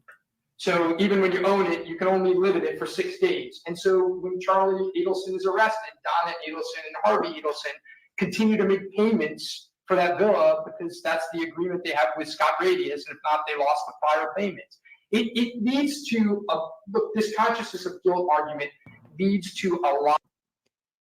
Well, how do we know they were going to stay there? They could have stayed, right? I mean, both things could be true. They could have been living somewhere else in Vietnam. Who knows? We'll find out if this is the place they were going to stay. It's hard to know with the Adelsons what's doing. We know that if they could legally only stay there 6 days, we know that they're not the most law-abiding family. I think that's the safe way to put it. So who knows what the point of this is? But it doesn't erase all the things that show consciousness of guilt, and it doesn't outweigh prejudiciality, in my opinion. A lot of nonsense, to be honest with you. And we think that when you do the balancing test of the totality of circumstances, that it shouldn't be allowed in as consciousness of guilt. And at a minimum, if it is allowed in, we'll probably ask for some sort of limiting instruction. But Judge, we think that it does fit, the case law. Nothing binding on this. I mean, I think the case law of the 11th Circuit is very clear. It's in your discretion. But we think that given what they've done and the importance of this evidence to them, we think that when you do the balancing test, it fails. State.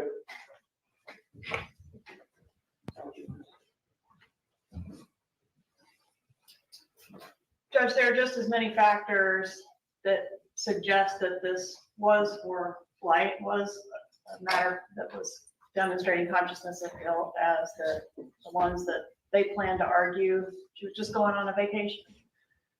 She got an urgent emergency visa and bought a one-way ticket to what she had researched to be a non-extradition country. The state feels that's relevant. If it's, anything that the defense wants to argue and the So here's Georgia again, wordsmith, very important. She was researching non-extradition countries. She just wasn't searching for one. She was researching. So even a stronger argument, she just wasn't looking at.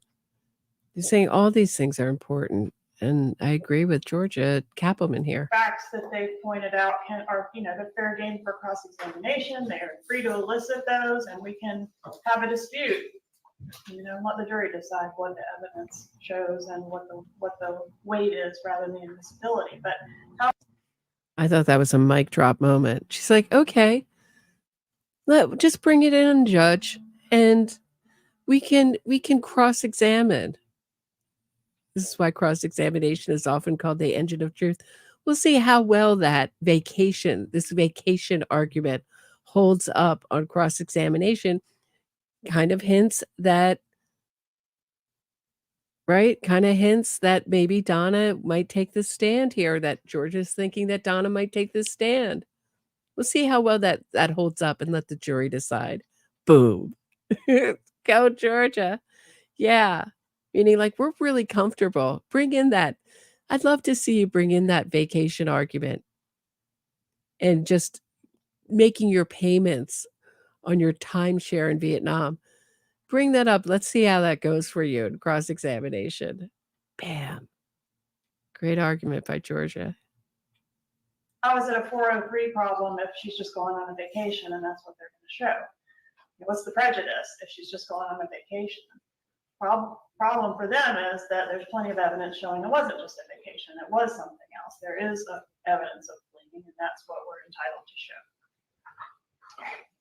As to this motion, I am prepared to rule. So the problem is, Your Honor, is that it wasn't a vacation, and there's lots of evidence to show that it wasn't just a vacation. And that's what we're entitled to show. Right on, Georgia. I reviewed the cases cited by the defense within its motion, and also looking at this as a matter of weighing prejudice versus probative value. The motion is going to be denied. I do believe this is a matter that goes to weight versus admissibility. The finder of fact, the jury, is going to determine whether Ms. Adelson was in fact merely researching a vacation, or if she was in fact seeking to avoid prosecution, or this is consciousness of guilt. Really, it's not for the court to exclude, as it is relevant and probative. As far as any limiting instruction that the defense would seek, you may submit that concerning this issue. Right, I believe that covers the defense motions for today. Rachbaum, if you can submit orders, at least for the matters that have been ruled upon. Okay, so that's, so it's all coming in. So basically, essentially, Donna made some of the best evidence against her, created some of the best evidence against herself in this case. Unreal. Unreal. As I predicted, if you didn't catch wind of it, I thought that was going to happen. So thought that was pretty interesting. Pretty interesting. That is coming in. So that is what I have. I thought it was a really, really, really, thanks GMA Marty for becoming a member. Going to be doing a members only show pretty soon this week. So look out for that.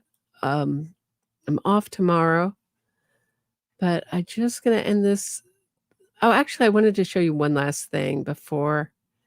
Hope this isn't getting too long for you guys, but I wanted to show you one last thing that I had forgotten about, at least. This is in the STS interview. How come Harvey and Donna never talk? So of course, this is where he said, anybody remember where he said Donna was really kind, right? He found her, someone was asking about why she asked for water here.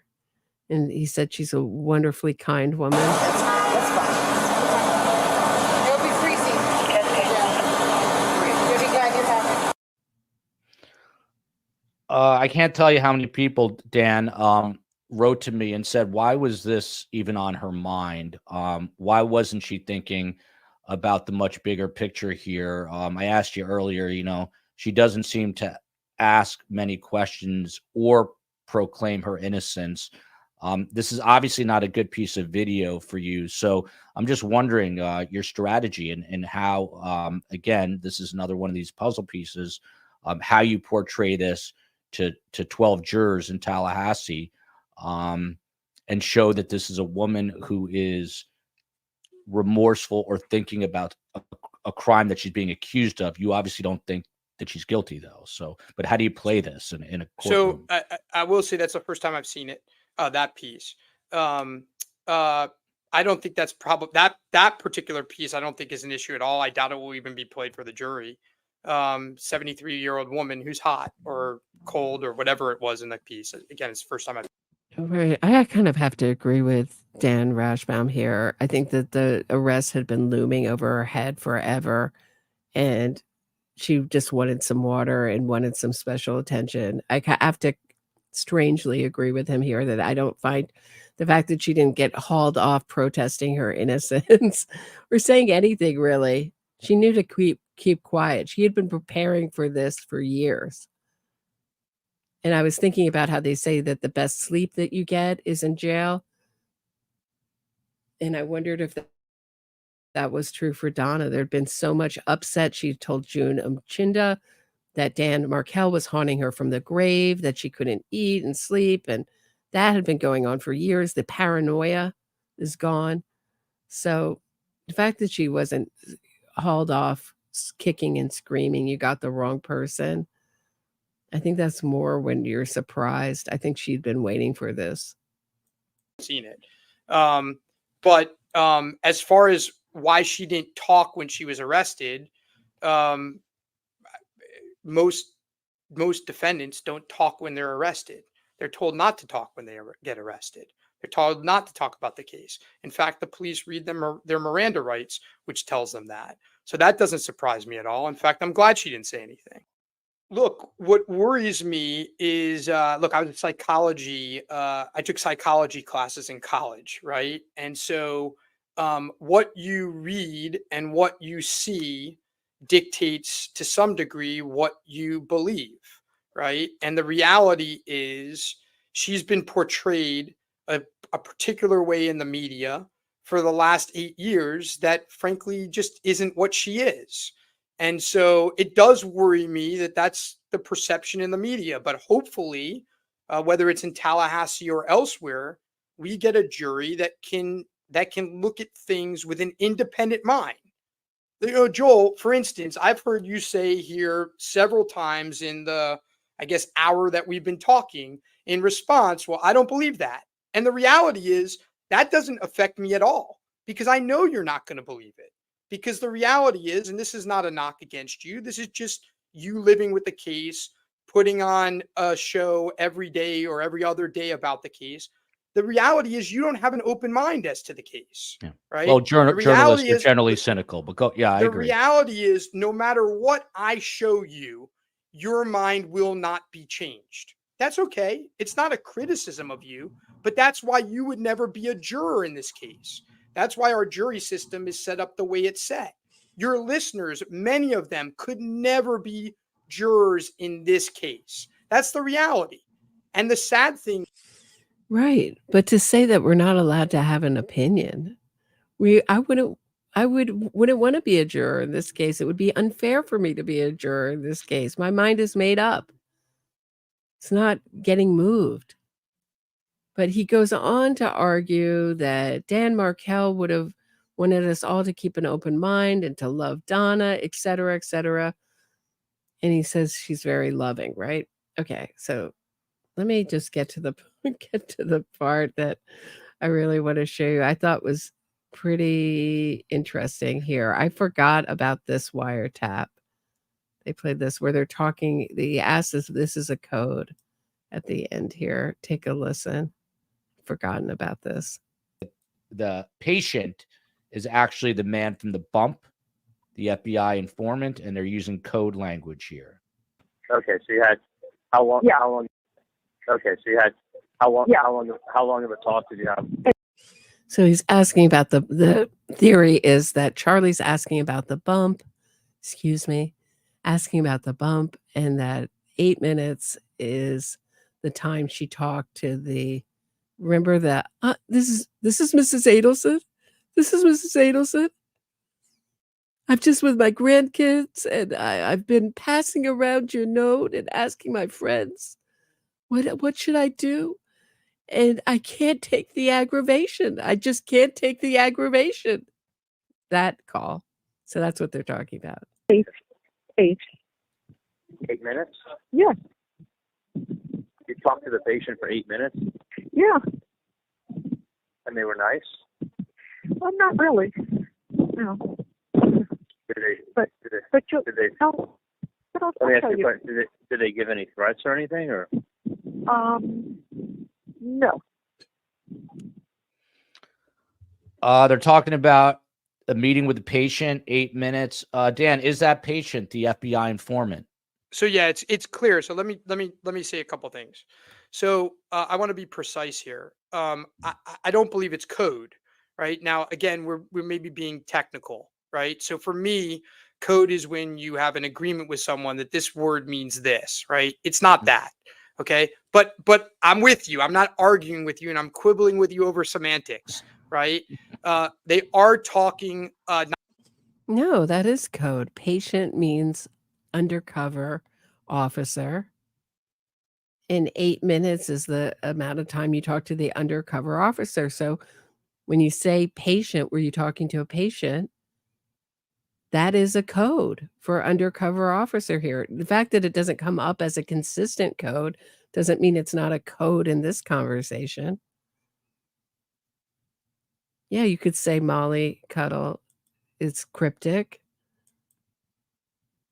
But that's exactly a word for word code. It's not like they're just saying, did you talk to him and leaving it out? They're saying patient. Did you talk to a patient? How long did you talk to a patient? And TV definitely is a code because everything around a TV means Dan Markel's murder in this case. When it's brought up, it's something connected to Dan Markel's murder. Not directly. They're disguising what they're saying. Okay. And I believe patient is talking about Sammy, right? The guy who has approached Donna. Thank you for decoding the code here, Dan Rashbaum. on the street who now Donna has communicated with. Okay. This is late in the wiretaps. And this is after Donna has received, I believe, a text message early in the morning, like 3 o'clock in the morning, 2 days. Thank you. The society page. It's a little hard to read because the actual video has a super chat here or a chat. So a chat of some sort here. But the society's page is saying birthday present was a code. Great point. The society page. Love the society pages channel. If you're not subscribed, you're missing out, guys. Before. And so the patient, though, to be clear, is the person who Donna believes has approached her on the street and who turns out to be indeed an undercover agent. Yes. But Dan, why aren't they just saying it? Why are they talking in code? I mean, they've got the TV, obviously a code word, the birthday present that a lot of people's code word. I mean, doesn't that just reek of guilt and suspicion? Well, so the birthday present is not, the birthday present is a birthday present. Okay. That was the one surprising thing at trial because it was so ridiculous. Okay. There's another little adoptive admission right there. The birthday present is a birthday present, but the TV is really, yeah, well, that's a code. That's a code for Dan Markel's murder, but not the birthday present. Sounds like an adoptive admission, doesn't it? So the birthday present is a birthday present, right? But as far as the other things go, there's a reason why they're talking the way they're talking. And the reality is they don't want anyone to understand what they're saying. And there's a reason. If he says the reality is one more time, I'm going to lose my mind. Someone pointed this out, and now I can't. Just the way someone pointed out in my comment section about Dan Rashbaum smelling his fingers. Now I can't unsee it. I can't unhear him saying the reality is. He's going to tell us what reality is. We're all in fantasy land. And if he just keeps saying reality, the reality is over and over again, he's going to make it reality. Reason why they don't want anyone to hear what they're saying. And you'll hear that at trial. That's the reality, right? You heard it at Charlie's trial, but I think you'll hear it clearer at Donna's trial. Why they don't want, if someone's listening to them to know what they're talking about. And would come and defend me, right? And wouldn't be afraid for that. They know me, right? And so again, it's the scary thing. We don't live in China. We don't live in Russia, right? We live in America. And people should be able, you see it in politics all the time, right? I don't even watch the news anymore. I used to be a news junkie. And the reason being is because we no longer can have civil discussions where we disagree with one another. Even on these channels. And look, I've told you this, Joel. I don't watch your show most of the time, right? As good as you are. As good as you are. You might actually be smart. Right? But I do watch the comments. And I watch the comments because I learn from the comments, right? And I always This is something that I often say, especially with defense attorneys and other cases. I haven't pointed out here, but they do get ideas from the other side. You never know what, it doesn't stop me from saying what I'm going to say about the cases I'm going to say. But defense attorneys, especially when I'm talking about an innocence fraud case, the innocence fraudsters are watching so they can craft their arguments better. It's a very creepy thing. And watching their arguments change from year to year. They still have the old classics, tunnel vision investigation. No evidence. It was a trial with no evidence. You heard, I'm sure Rashbaum told Donna that. Anyway, you get an idea. I don't want to play Rashbaum too much, but I'll play just a little bit more. But you get the idea from this that he's watching the coverage on this and getting ideas for Donna's defense. Half the time I want to comment back because it's so upsetting that people, if they say something even somewhat positive about anything that's against the mob mentality, they get crushed by other commenters. And you know what? That is scary, right? That is not what America is. That is scary. And so, Dr. Graber, I don't know him, right? I'm glad he did a piece. I'm glad he defended his friend. And you know what? I'm defending her too. Not only because it's a job, but because she's innocent and because I like her and I believe in her, right? And you know what? If that makes me a bad guy, I guess it makes me a bad guy. I don't take any offense to it, right? I do my job. I know the type of person I am. I know the type of family I have. The reality is, in this country, we should be able to defend our friends. Our friends, even if they're charged with one of the most heinous murder. We won't mention what they're charged with. A murder.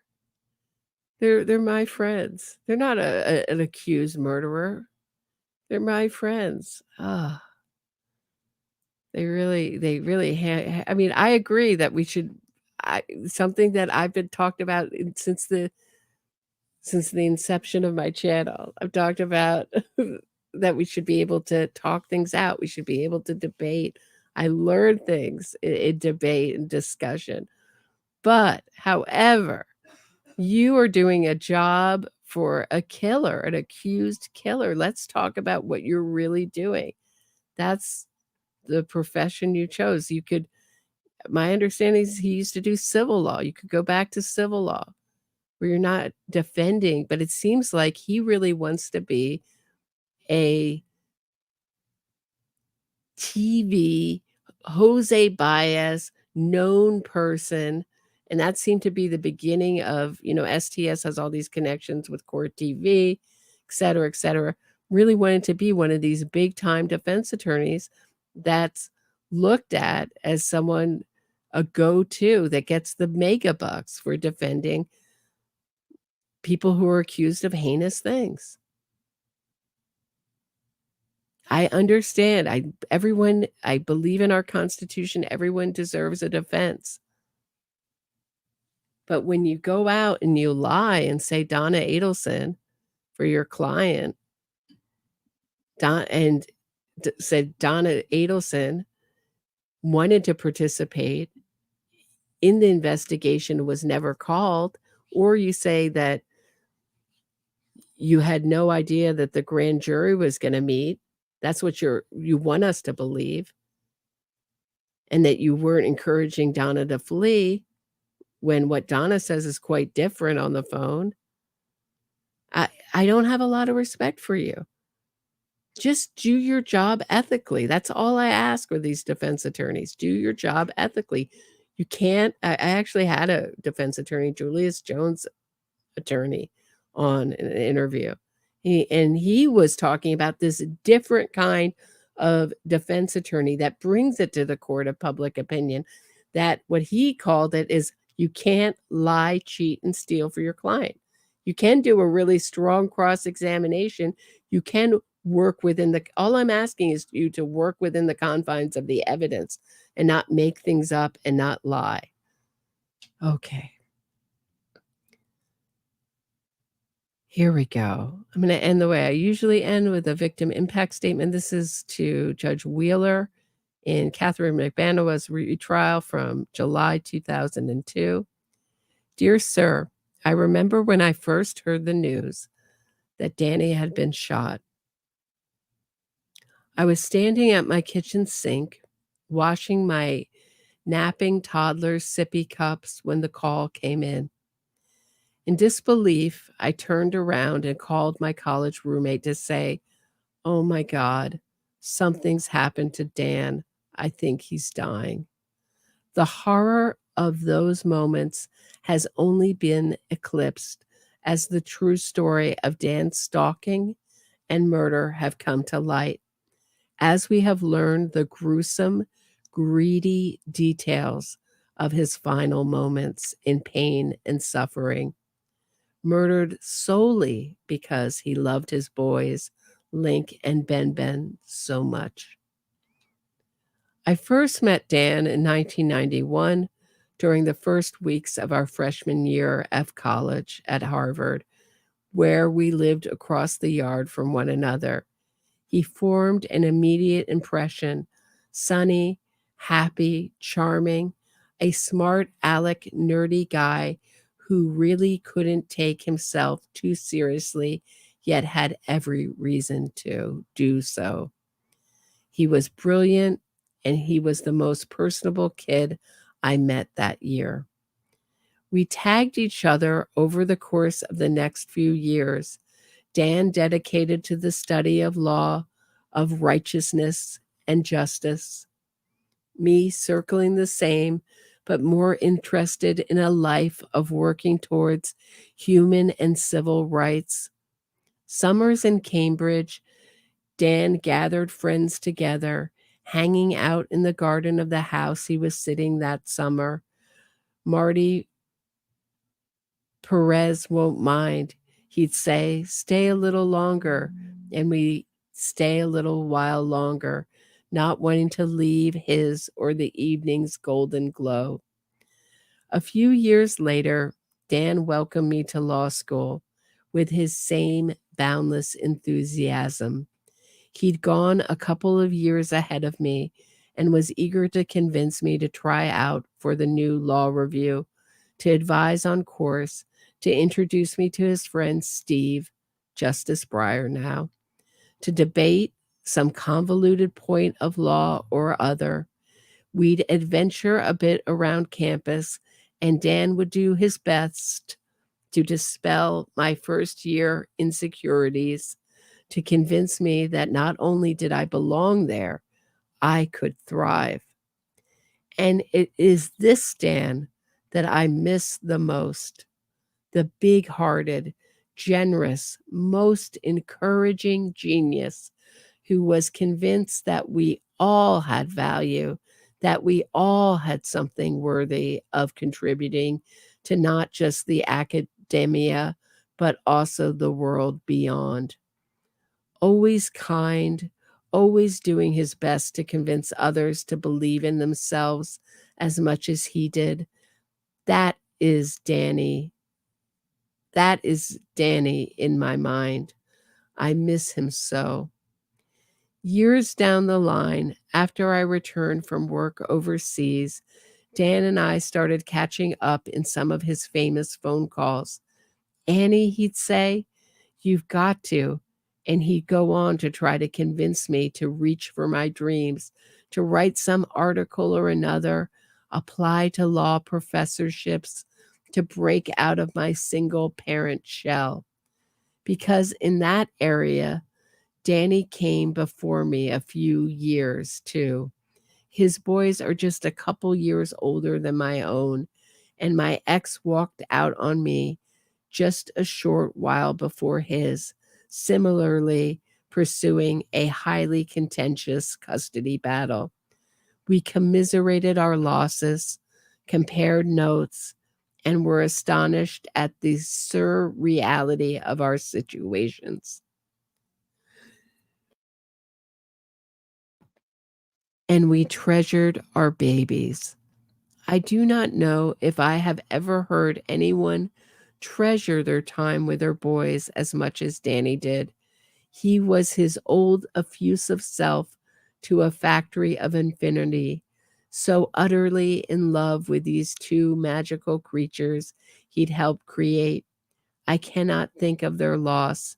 It is so great as to be actually completely unimaginable.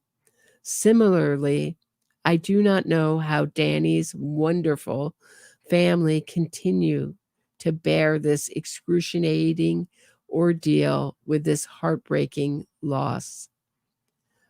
I miss Danny incredibly. I didn't discover until years after his death that he'd considered me a freshman crush. How blind I was. So sorry, Danny. And I have missed his encouragement, support,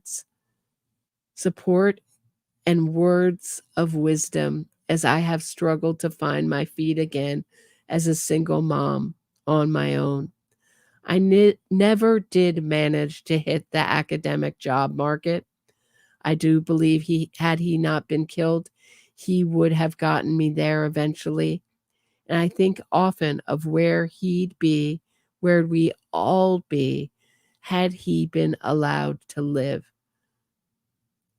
I still cry for him, for his boys whom he loved so deeply, and for the collective loss we all have suffered.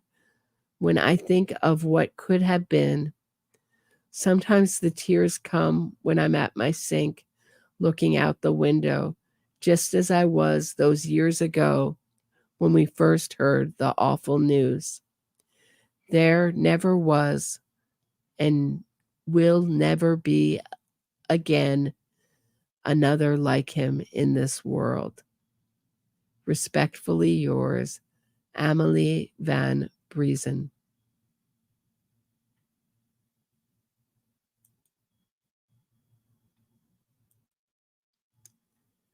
That's what I have for today. Please hit the like, subscribe to the channel. I'll be back Tuesday with another show. Have a great night, everyone.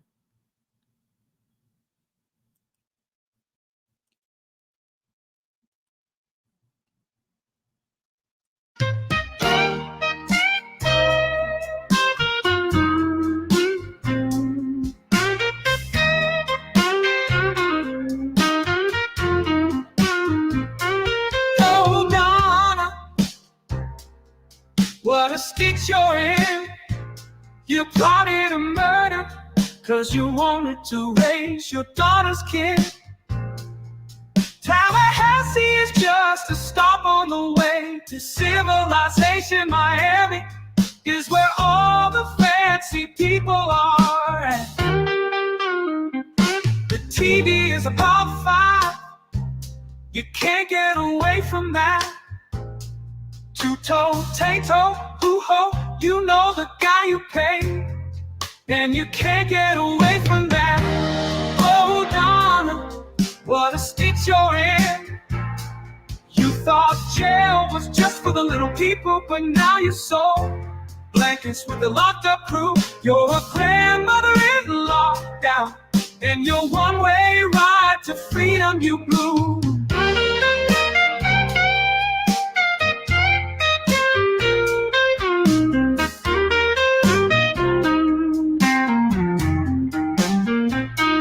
Oh, Donna, what a stitch you're in. Your family are exiled from the social circles you swam in. We all know you never made that banana bread or offered to babysit for Dan, but you'll soon be making license plates and thinking about what could have been. Oh, Donna, you had to plan a murder